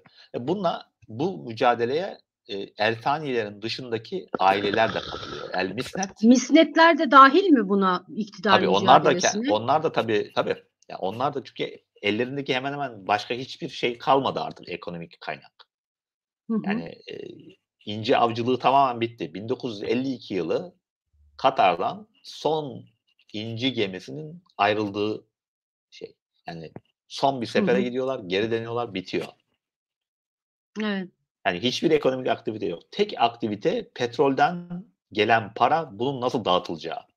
Şimdi bugün yani daha genel bir şey söyleyeyim. Belki yani izleyenler arasında ileride belki bilmiyorum doktora tezini yazanlar olabilir veya bütün bugün halen daha yani bütün körfez rejimlerinin politik ekonomisi aslında o petrolden gelen paranın dağıtımıdır aslında yani. Nasıl dağıtılacağı sorundur. Şimdi daha barışçıl yollar buldular. Yani yani tabii bunları ne zaman buldular? İşte o 1950'lerle 60'lı yıllarda birbirlerini boğazladıkları zaman buldular. Hı hı. Yani 10-15 yıllık böyle birbirleriyle mücadele sonunda kurdukları bir sistem. Buna aslında rentier devlet deniyor. Rantçı devlet. Ve nihayetinde o dönem böyle aşılıyor. Ama o aşılıncaya kadar bir mücadelenin şeyi. Şimdi burada işte Muharrem Bey'di galiba. Onun dediği şey devreye geliyor. Şimdi ilk dönem, ilk 10 yıl Elsani ailesi hemen hemen yani galip. Çünkü sayıları çok fazla bir. İkincisi birbirlerine düşseler bile dışarıdan gelen bir tehdide karşı birleşebiliyorlar. Kuruluştan sonraki ilk 10 yıldan bahsediyorsun değil mi? 50'lerden bahsediyorum. 50'den hala. Hı hı. 1950'lerdeyim hala. 1950'lerdeki petrolden pay alma yarışını en çok pay alan Eltani ailesi oluyor. Elsani. Çünkü Hı hı. neden? Bunlar birbirleriyle mücadele etseler bile dışarıdan gelebilecek herhangi bir talebe karşı bir araya gelip Birlikte durabiliyorlar. durabiliyorlar. Hı Şöyle hı. bir istatistik vereyim. Bunu da bir Katarlı akademisyen doktora tezinde çalışıyor. Yani Ali El Kuvari diye bir Hı akademisyen, hı. Katarlıdır kendisi. Hemen hemen e, e, yani daha önce bahsetmiş olduğum Katar Üniversitesi rektörü var ya Şeyh El Misnet. O ve Ali El Kuvari Katar'ın ürettiği hemen hemen istisnai akademik kafalardır yani. Hı hı. Doktora tezi gerçekten çok çok iyi bir tezdir. Ve doktora tezinde çalıştığı konu da Katar, Birleşik Arap Emirlikleri ve Kuveyt'te petrol gelirinin nasıl dağıtıldığı sorusu üzerine şey yapıyor. Eee, yani Temel soru. istisnai derecede güzel bir tez ve bugün hemen hemen Körfez'le alakalı yazılan hiçbir kitap o doktora tezine citation vermeden yazamaz. Hı Onun hı. hesaplamalarına göre söylüyorum. Eee 1960 yılında petrol gelirlerinin yarısı Eltani ailesine veriliyor. Hı hı. Yarısı. Yani petrolden Katar ne kadar para kazanmışsa bunun yarısı Eltani arasında paylaşılıyor. Diğer yarısı hükümete gidiyor. Hükümet de işte efendim eğitimiydi, yoldu, şuydu bu gibi hizmetler veriyor. Doğrudan El Misne'de, El Atiye'ye veya El Kuvari'ye para verilmiyor. Bunların para kazanabileceği tek yer işte efendim köleleri petrol şirketinde çalışıyorsa onların maaşları. Veya işte efendim bir şirket kurmuşlarsa mesela El Misnet kuruyor, inşaat şirketi kuruyor. Petrol firmasının verdiği şeyler, ne diyelim, kontrakt. Bizim Hı hı. Türkçesine İhale. ihaleler. Ee, yani 1950'ler e, Eltani'nin tamamen petrol gelirini bir anlamda yamyamlar gibi şey yaptığı yıllar. Yani sömürdüğü ve Çöktüğü. şey yaptı, üzerine çöküyorlar resmen. Şimdi ama tabii bu diğer ailelerde bir şeye sebep oluyor. Eee, ne diyelim? Eee, kızgınlığa, bir öfkeye sebep oluyor ve o dönem 1950'ler ve 1960'lar hangi yıllar? Cemal Abdel Nasır'ın liderliğinde Pan-Arap Sosyalist Milliyetçiliğinin yükseldiği yıllar. Hı Cemal hı. Abdel Nasır tabii Arap sokağının en sevilen adamı ve mesajı da çok yani eşitlikçi bir sosyalist zaten. Yani bütün şeyin devletleştirilip halka dağıtılmasını yapan bir ideoloji. Dolayısıyla Körfez'de bir sürü ülkede eee, bunlara de dahil Elsani ailesinin küçük kolları yani böyle hani o büyük klanların dışında kalmış küçük klanlar var. Onlar da dahil çünkü onlar da pay alamıyorlar güçleri olmadığı için. Ve bu aileler benimsemeye başlıyor. Yani Cemal Abdel Nasırcılığı ve onun temsil ettiği Pan-Arap sosyalizmini benimsiyorlar. Hı Şeyh hı. Hamoza'nın babası bu arada Ali Halife de lisansını şeyde yapıyor. Şam'da Mı Ha. lisansını. Daha sonra doktora için İngiltere'ye gidiyor. Yani Hı hı. dolayısıyla Ali el-Kuvari mesela tam pan-Arap sosyalisti o Hımm. anlamda. Çünkü o dönem itibariyle El-Thani tarafından petrol gelirlerinden bir anlamda mahrum edilen kesimler için tek ideolojik şey Çıkış. o. Çıkış o. Dolayısıyla El-Misnet ailesi pan-Arapçı oluyor. Sosyalist pan-Arapçısı oluyor. İşte Hı hı. efendim gayet doğal bir şekilde. Hatta öyle ki Şeyh Ramazan'ın bir erkek kardeşi var. Adı Abdullah. Katar'ın en büyük iş adamlarından birisi şu anda. Yani korkunç bir serveti var adamın. Abdullah'ın esas adının Cemal olduğu söyleniyor yani. Yani Nasır o kadar, kendisi zaten adı Nasır. Eee, Evet. Şeyh Ramazan'ın babasının adı Nasır. Hı hı. Eee, Yani o kadar Nasırcı ki Nasır kendi oğlunun adını Cemal koyuyor. Ancak daha sonra Nasırcılık Arap dünyasında popülaritesini yitirince Cemal adını Abdullah'a çevirdiği rivayet edilir yani. Ki bunda da hakikat payı var. Muhtemelen babası Nasır bin Halife sağlam Nasırcıydı. Çünkü dediğim gibi hem dışarıdan bir güçten destek devşirebilirlerdi. Cemal Hı Abdülnasır hı. gibi işte efendim Arap Sokağı'nın. Hem de ideolojik olarak onların tam olarak sorunlarını şey yapıyor bu şey. Ve bu alttan alta biriken öfke ve bu öfkenin ideolojik olarak pan-Arap Nasırcılığı olarak bir anlamda formüle edilmesi ve patlamayı 1963 yılında gerçekleştiriyor. 1963 yılında Nasır işte efendim Şeyh Hamaza'nın babası ve onun çok yakın arkadaşı Hamad el Atiye. O da Atiye de mesela büyük ailelerden ama bunlar o petrol gelirinin paylaşımından mahrum bırakılmış aileler. Bu ikisinin öncülüğünde bir girişim oluyor. Eee, Ve bunlar bir talepler listesi hazırlıyor. Yani Hı şeye hı. sunuyorlar, emire sunuyorlar ve talepleri tamamen işte efendim eşitlikçi bir sistem. Ve bunların içerisinde mesela en önemlisi kraliyet ailesine, Elfani ailesine dağıtılan petrol gelirlerinin oranının azaltılması, o oranın hükümet hizmetlerine aktarılması. Hı hı. Yani tamamen politik, ekonomik bir talep. Onun haricinde başka şeyler de var. Mesela işte efendim meclis oluşturulması gibi. Tabii bu talepler ciddi bir şey de var, toplumsal tabanı da var. İdeolojik yönü de var. Yani Nasır resimleri var. Ondan sonracığıma tabii Nasır gibi de bir de bir figür var. Yani hani Arap Tabii. dünyasını sarsıyor. Her Arap, Körfez Arabına işte efendim gerici, yobaz işte efendim diye hakaret eden bir adam. Dolayısıyla Katar'da bir anlamda böyle sinir uçlarıyla dokunuyor. 1963 yılında bu olay patlak verince o dönemin emiri Ahmet, Ali'nin oğlu Ahmet artık şeyi çekiyor ve diyor ki hepsini tutukluyor yani. Yani kim dahil olduysa bu Nasırcıları. işe şeyleri yani Nasır yani Şeyh Hamaza'nın babası ve Hamad onun arkadaşı Hamad'ı tutukluyor ve 500'e yakın kişiyi tutukluyorlar. Hı Yani hı. tabii burada çok kötü koşullarda hapis ortamında. Hatta Hamad el Atiye 3 yıl sonra ölüyor hapiste yani Hı hı. yaşadıklarından sonra. Nasır'ı bırakıyorlar. Nasır'ı bırakmalarının sebebi ailesi El Hor'da güçlü bir aile. El Muhannedi kabilesi var. Babası Abdullah hala hayatta. Hani o babasına teşekkür ettiğini Abdullah, Nasır'ın babasına da Abdullah. O Hı hala hı. güçlü ve bir şey. O oğluna destek veriyor. Dolayısıyla Ahmet onu bir anlamda salıvermek zorunda kalıyor. Ama verdikten sonra Nasır şeye karar veriyor. Yani diyor ki burada artık bizim için ekmek yok diyor yani. Ve bütün El Muhannet ailesiyle birlikte El Misnet ailesiyle birlikte. Çünkü El Muhannet'ten hepsi ayrılmıyor. Hı Eee hı. Kuveyt'e göçüyorlar. Hımm. 1964 yılında.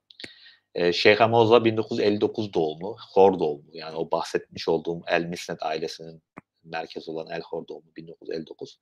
Dolayısıyla Şeyh Moza Katar'da doğmasına rağmen 5 yaşında Kuveyt'e gidiyor. 1964'ten 1977 yılına kadar Kuveyt'te kalacak. Bu arada ne oluyor? Tabii bu Ali ile Ahmet çok yolsuz adamlar yani ikisi de. Ahmet Hı hı. de Ali de ikisi de hiç sevilmez Katar tarihi tarafından. Çünkü yani tamam elleri kolları bağlıydı. O vahşi ailelerine sürekli bir şeyler vermek zorunda kalıyorlardı ama kendileri de bütün parayı yurt dışında yiyordu yani. Yani ne kadar para varsa işte efendim yurt dışına aktarıyor. Hatta son dönemlerinde Ahmet 1960'ta iktidara geliyor, 1972'ye kadar Hı hı. iktidarda kalıyor. Artık o kadar bıkıyor ki herif 1965'ten sonra bütün şeylerini, devlet işlerini, güncelik işleri şeye bırakıyor. Amcasının oğlu halifeye bırakıyor. Kendi oğlu değil, halifeye bırakıyor. Bu bir anlaşma, bu tarihe girmeyin.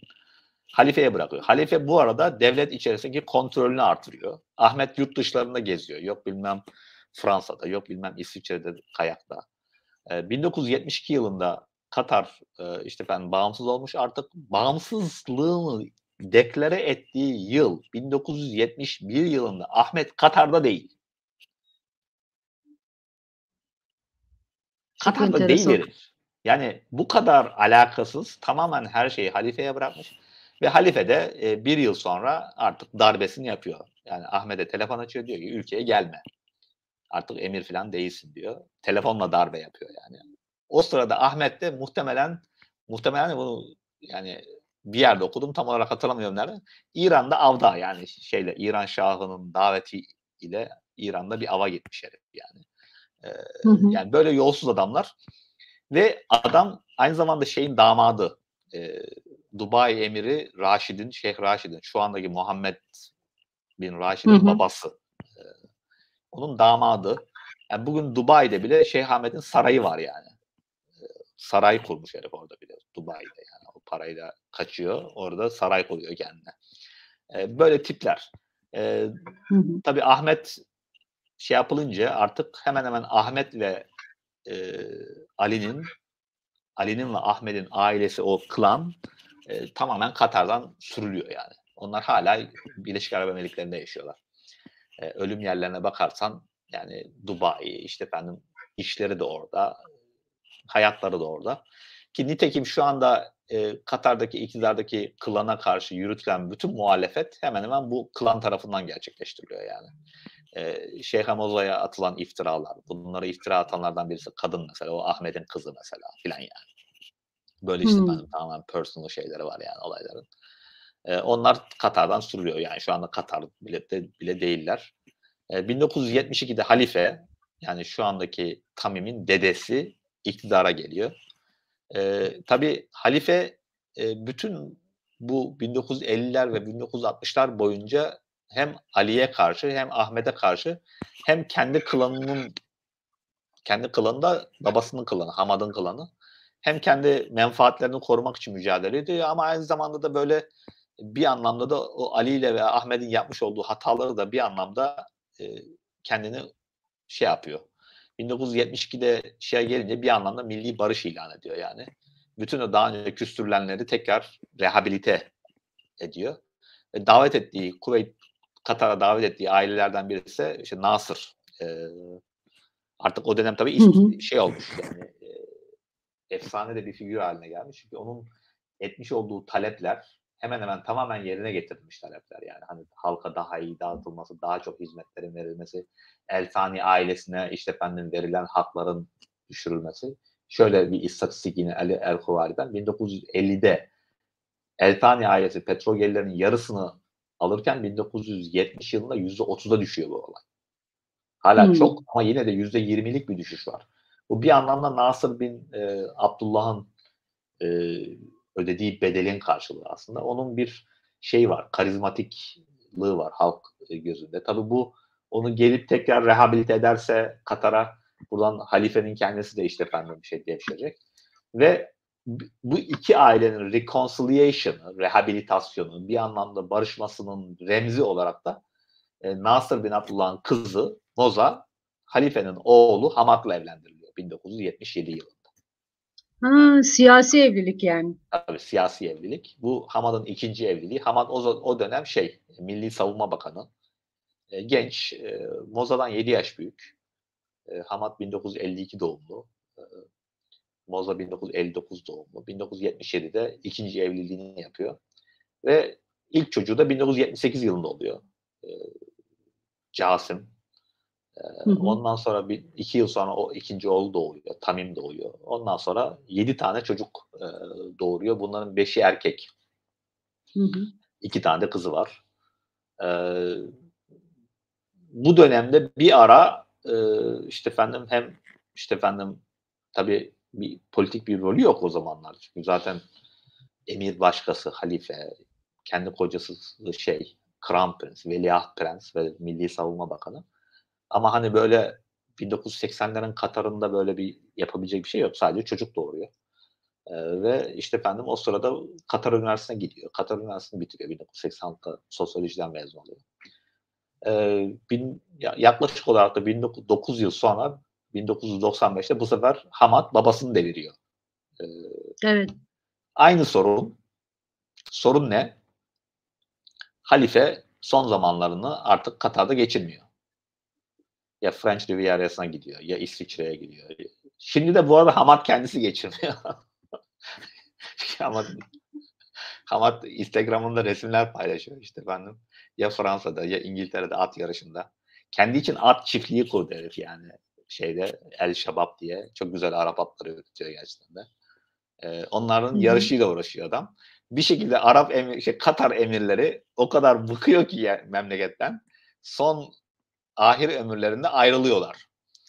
Halife de son yılları tamamen Hamad'a bırakıyor yani. İşi sadece önemli imzaları kendisi. 1995 yılına gelince zaten Hamad hemen hemen zaten bütün devletin kontrolü onda zaten. Babasına yine telefon açıp baba gelme ben darbe yaptım artık emir değilsin demek kalıyor. 1995 yılında Hamad emir olunca Şeyh Hamaza'nın artık sahneye çıkışı orada başlıyor. Çünkü 1985 yılında 95 yılında kuruyor. Qatar Foundation kuruyor. Ve Hamad gücünü pekiştirdikçe tabii Hamad'ın gücünü pekiştirmesinde rolü çok önemli. Doğalgazın sıvılaştırılıp Katar'ın Evet, inanılmaz LNG derecede üretimi. zenginleşmesi ve El Cezire ile Katar'ın tekrar böyle bir elde edilmesi, bir soft power elde etmesi vesaire. Bütün bunlar oldukça Şeyh Hamazo daha cesur çıkışlarla daha çok yapıyor. Hamad neden bunu yapıyor? Yani diğer kadınlarının bir kere böyle bir istekleri olduğunu zannetmiyorum yani. Onlar çok güzel hayatlarını yaşıyorlardır o muhteşem sarayda. Yani muhteşem olduğunu ben görmedim. Gören arkadaşlarımdan biliyorum. Yani sarayın içinde böyle akıyor böyle. Nehirler falan akıyor yani. Tam böyle cennet gibi tasvir edilen bir saraydan bahsediyoruz. Yani muhtemelen kendileri istemiyor. Burada biraz kadının karakteri çok önemli. Evet. Yani Şeyh Hamaza'nı farklılaştıran da bence o Kuveyt deneyimi. Normal bir Katarlı kadın gibi değil. Yani Kuveyt bütün Körfez ülkeleri içerisinde en okumuş yer, en entelektüel yer, en sivil toplumun dinamik olduğu bir yer. Ve hemen hemen Arap dünyasındaki bütün ideolojik akımların, düşüncelerin yankılandığı, kitapların yayınlandığı ciddi bir kültürel merkez. Orada büyümüş olması bence Şeyh Hamaza'yı farklı bir kişilik haline getiriyor. Belki Katar'da olsaydı yine o da yapabilirdi. Belki de olabilir. Ailenin Cemal Abdülnasırcı olmasından kaynaklı olarak biraz daha Kuveyt'te kız çocuklarına daha rahat davranıyor olmalarının da etkisi olabilir. Sonuçta Aynen. ailenin istediği kadar dünya görüşü, dünya vizyonu Şimdi olabilir. sorun Sonuçta şu, o zaman. yani sorun şu, bunların hepsi yani spekülatif çıkarımlar olur. Yani buna dair Şeyh Hamaza'nın kendisi o dönemi anlatmadığı müddetçe biz bir şey diyemiyoruz yani. Benim bildiğim anlattığı Evet. bir kitap yok. Yani oturur biyografisini yazarsa, inşallah yazar. Umarım, ben de merak ediyorum. Yani nasıl bir babası vardı? Babasıyla konuşmaları var mıydı? Annesi nasıl birisiydi? Yani ben mesela, işte Şeyh Misnet, o Katar rektörü, Katar Üniversitesi'nde onun doktora tezine baktım mesela. Introduction okudum. Babasına böyle çok duygusal bir ithaf var. Ama mesela doktora tezinin hiçbir yerinde yine bir tartışma yok yani. Hani nasıl o konuya girdi, neden o konuya çalıştı, ailesi nasıl ona yol açtı vesaire. O konuda hiçbir tartışma yok. Yani dolayısıyla, hani, böyle elimizde yazılı bu insanların vermiş olduğu böyle, yani bireysel tecrübeleri anlatan bir metinler olmadığı için elimizde, biz sadece spekülasyon yapabiliriz. Ancak Evet, tahmin yani yürütebiliyoruz sadece. yapısal okuma yapabiliriz, yapısal. Yani ailenin bu şeylerden geçmiş olması dediğin gibi, bu deneyimler, biraz nasırcı ve eşitlikçi olması, ondan sonra Kuveyt gibi nispeten daha liberal ve entelektüel bir yerde okumuş olması Şeyh Hamazan'ın. Yani lise, ilkokul, ortaokul ve liseyi Kuveyt'te okuyor. Hı hı. Dolayısıyla onu, normal bir Katarlı kadından daha, girişken yapabilir. Hani, Şeyh Hamad diğer eşlerinin yolunu açar mıydı? Dediğim gibi bu spekülatif bir, şey. Yani onlar isteseydi muhtemelen açardı ama istememiş olabilirler. Şeyh Hamza için ekstradan böyle eleştirileri göğüslemek zorunda kalması ona olan sevgisinden dolayıdır büyük ihtimal ki bu mesela bana en şey gelen açıklama bu. Bu benim açıklamam değil. Daha önce de bahsetmiştim diye hatırlıyorum. Katar'da, yani bir yemeğe gitmiştik. Bir Katarlı bir, psikolog kadın vardı. Ya, o öyle demişti yani, hani, Şeyh Hamaza'nın bu kadar çok öne çıkabilmesi, bu kadar yani sadece öne çıkmak değil bu. Yani, Önünün no no açılması demek önemli, aslında. hani, sadece bu, yani, bunları yaparken aynı zamanda çok, yani, klasik giyinebilirdi de mesela, Hı hı. değil mi? Yani, mesela o kıyafetleri mesela bir körfezde dedim ya, hani, o, eee, "Abaya niye siyah?" sorusu, Evet. yani, böyle tepki gösteren bir toplum yani. Hani, ne beyaz abaya var, ne bordo abaya var, ne, işte, Hı efendim, hı. eee, eee, mor abaya var. Hepsi, yani, kömür siyahı abaye ama o rengârenk elbiseleri var. Yani, merak edenler bakabilir Şeyh Hamoza'nın giydiği kıyafetlere. Evet. Gerçekten bir moda ikonu kadın yani. Eee, kendi moda, şirketi var. İşte, efendim, dünya, işte, efendim, modasıyla ilgilenen Hımm. birisi vs. vs. Şimdi dolayısıyla mesela, hani, şey diyebilirdi kocası mesela, yani, "Tamam, yani, git Education City yap, işte, efendim, bunun için üniversitelerle görüş, işte, efendim, hatta UNESCO ile, işte, efendim, Yemen'de, Afrika'da ama mesela giyimine dikkat et." diyebilirdi. Onu da demiyor mesela. Anladın mı? Bu Evet. sadece mesela şu andaki mesela Emir'in, Şeyh Tamim'in, ilk karısı mesela Cevhara, o da Elsani mesela. O kadın da mesela görünüyor ama çok daha mazbut kıyafeti. Yani hiçbir şekilde Hı hı. mesela renkli bir kıyafet giydiğinde sadece yurt dışına çıkarken giyiyor. Hatta o bir adım daha ileri gitti. Başı açık diye hatırlıyorum ben Evet. bir resminde. Başı açıktı yurt dışında. Yani bu mesela yani Şeyh Ramazan'ın 1990'da yaptığı kadar cesur bir şey. Hatta bir adım daha ötesi yani. Hani Şeyh Ramazan yine saçı görünüyor. Hiçbir zaman Hı hı. yüzünü kapamaya geçtim. Yani saçları görünüyor çoğu zaman.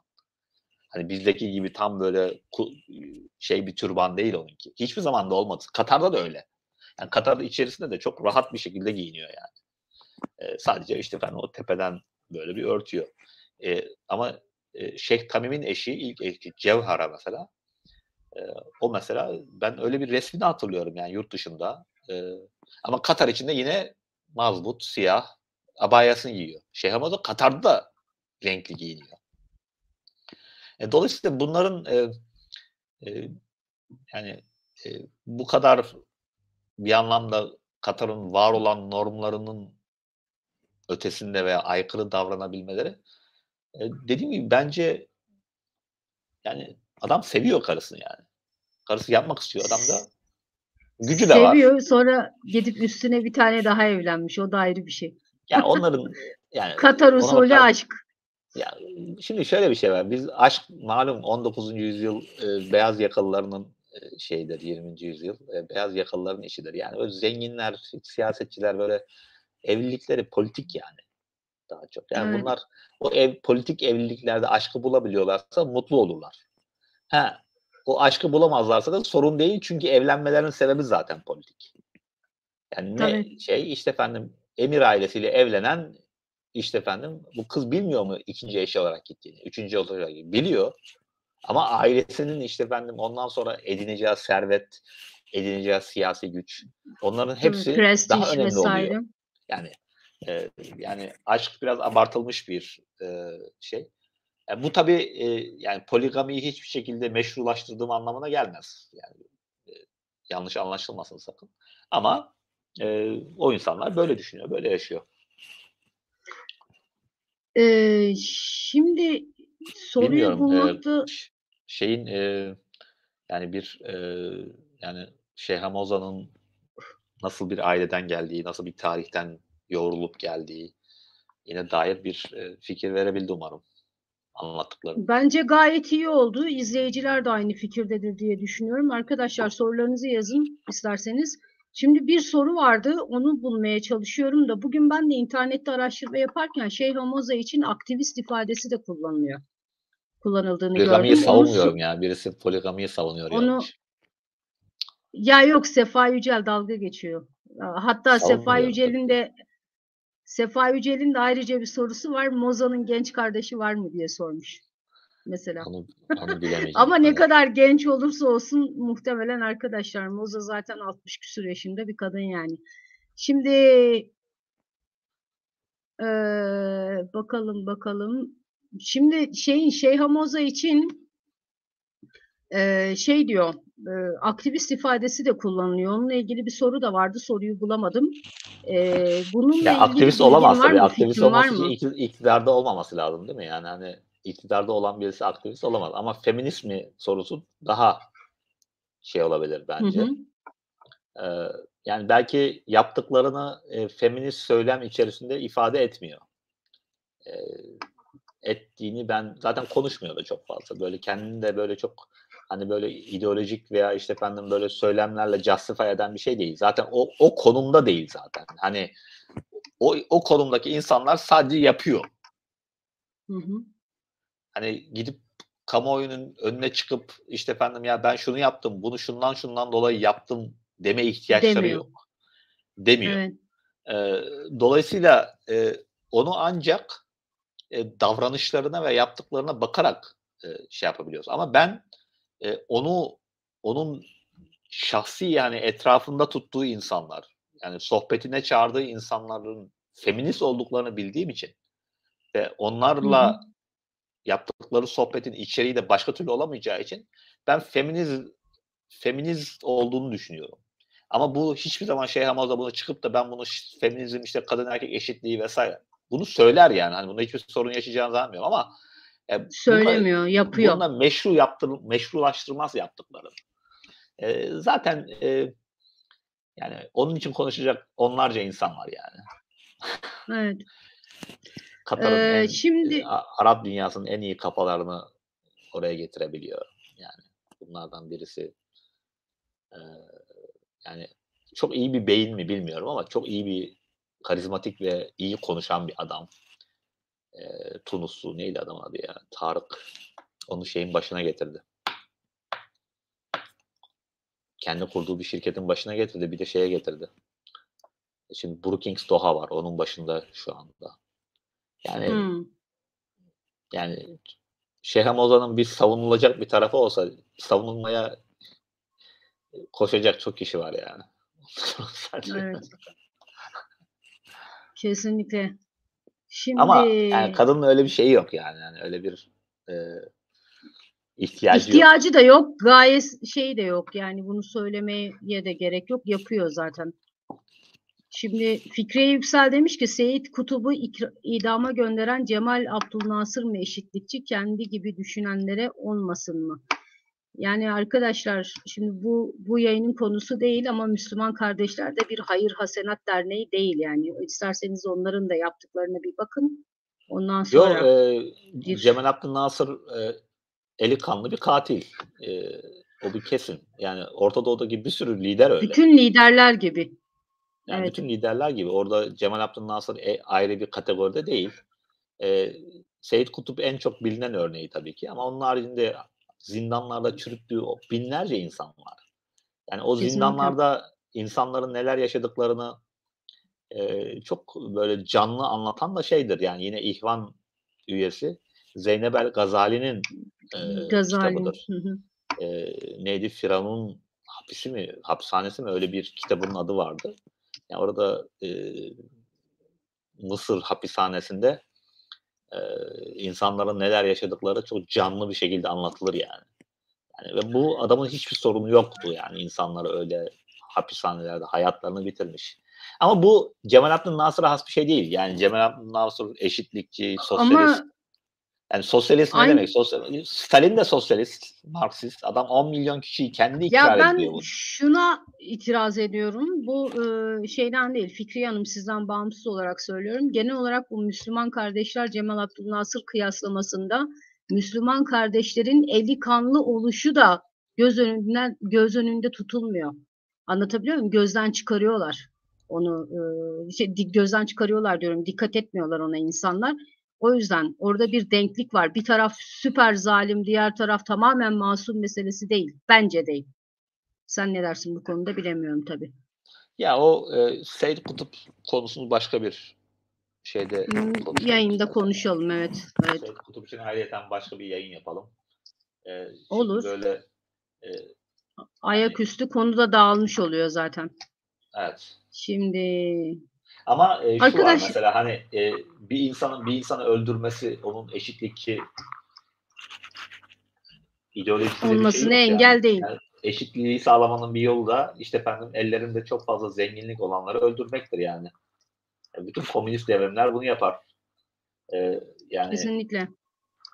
yani Rusya'dan devrim olduktan sonra 2,5 milyon Rus ayrılıyor ya. 2,5 milyon. Yani Yani bu insan ve geri kalanların tamamı da yani sokaklarda işte efendim süpürgecilik yaptırılıyor. Eski Rus elitlerinin kadınları fahişelik yaptırılıyor. Zorla yani. Yani evet, sırf o eşitliği sağlamak için. Eşitlik böyle melekler yaratmıyor ki veya azizler yaratmıyor ki. Eşitlikçilik bilakis çok şey olabilir yani. Çok vahşi kanlı olabilir. olabilir. Ee, Kesinlikle. e, Neyse bunu başka zaman konuşalım. Çünkü Müslüman kardeşlerle ilgili söyleyecek çok şey var. Müslüman kardeşler de tamamen bir mazlumlardan oluşan bir örgüt değil en nihayetinde. Şimdi bunun dışında başka soru yok açıkçası. evet. Senin eklemek istediğin herhangi bir şey var mı? Yavaş yavaş Şimdi kapatalım Şeyh yayını. Hamozo ile alakalı şöyle bir şey daha ekleyeyim. Yani Şeyh Hamozo'nun adı Türkiye'de tabii bu Kanal İstanbul civarında aldığı e, Arazilerle. arazilerle biliniyor. Bu bence talihsiz bir şey. Keşke öyle bir şey yapmasaydı da yani bütün başka türlü bilinseydi Türkiye toplumunda. Evet, Ama şunu da ben eminim yani Şeyh Hamozo böyle bir toprak aldıysa ondan haberi bile yoktur yani. Yani bu kadın böyle ya böyle gidip konuşup da ya işte efendim şurada şöyle arazi var işte gelecekte Boğaz'a ya nazır bakacak. E, Bu kadın bunun buradan ne peşinde olan bir kazanacak? kadın değil. Evet. Bu tür yatırımların çoğu politik yatırımlar. Yani Türkiye'den birileri gidip ricacı oluyor.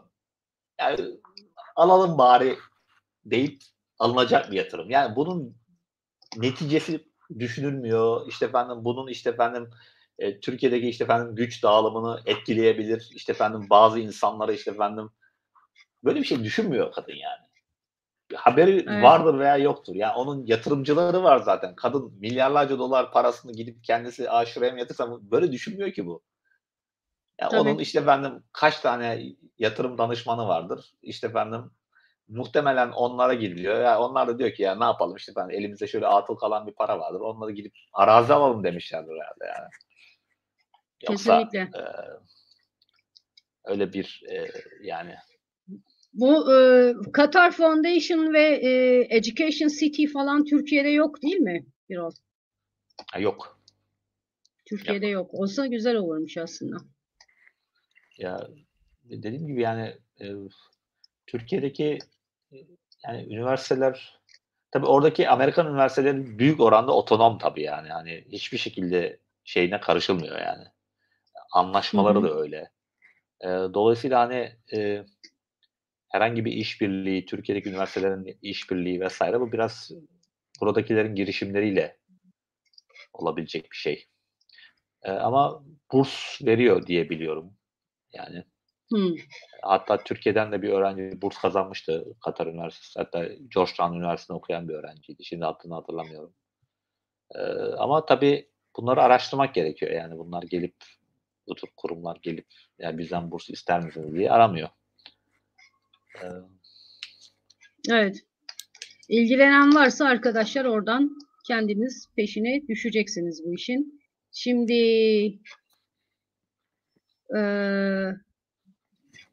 Bülent Zafer Yiğit demiş ki Hediye Hanım bizi Birol Bey ile tanıştırdığınız için çok teşekkür ederiz demiş.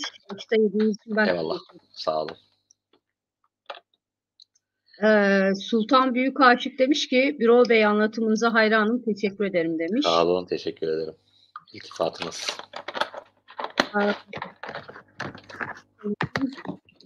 Ben bilakis konuyu çok dağıttığımı düşünüyorum ve daha sonra programdan sonra şey yapıyorum yani. Vicdan azabı duyuyorum. Niye o kadar konuyu dağıttım Yok. falan diye. Aksine mesela Muharrem Palaz demiş ki Birol Hocam çok güzel bir anlatıcı. O kadar iyi anlatıyor ki gözümün önüne geliyor anlattığı demiş.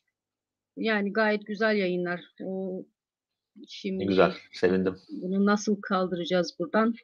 Hah, gitti. Evet. Yalnız Bugün 1,5 saati yetiştiremediğimlerin geçtik hediye. farkındayız. Benim akademik Eğitim Tamamdır. abi. Şimdi bunu Sona erdi açıklayayım. diyorsun. Hediye bu program 1 saat sürmese de olur demiş de oradan gönderme yapıyorum. Evet, kendi aramızdaki bir muhabbetten yola çıkarak tamam sen kazandın. Ee, Beni engelledim. evet. Ben daha çok o El Mühennet isminin kökenlerine girip Ama mesela, orada benim bile kafam karıştı. Yani izleyicinin muhtemelen beyin yanardı mesela açıkçası. Misnet ailesine de mesela adın anlamı ne falan. Onları da girmeyi düşünüyordum ama bayağı dağıtmış olacaktım. Boş ver. Evet. Nilgün Durgun da aynı şekilde demiş ki çok teşekkür ederim Sayın Başkan. Hediye Hanım çok keyifli bir yayın oldu demiş. Yani izleyiciler açısından gayet güzel. İyi Hani güzel evet. sevindim. Evet Birol, çok çok teşekkür ederim Ben yayına teşekkür ederim. katıldığın için.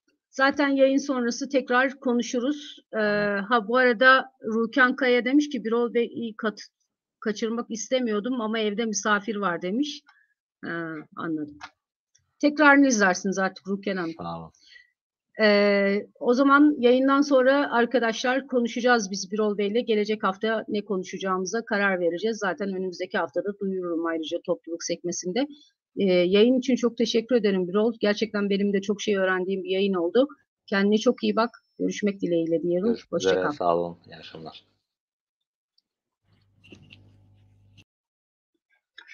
Evet arkadaşlar bu akşam Birol Başkan'dı konuğumuz. Bu arada yayına destek olanlar var. Bülent Zafer Yiğit, Şükran Yerci, Timur Doğan, Muharrem Palaz ve yine Timur Doğan kanalımıza destek olmuşlar.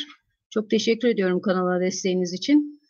Evet arkadaşlar kendinize çok çok iyi bakın. Yarın akşam ben yine burada olacağım. Sizleri de sorularınızla ve yorumlarınızla bekliyor olacağım. Görüşmek dileğiyle. Hoşça kalın.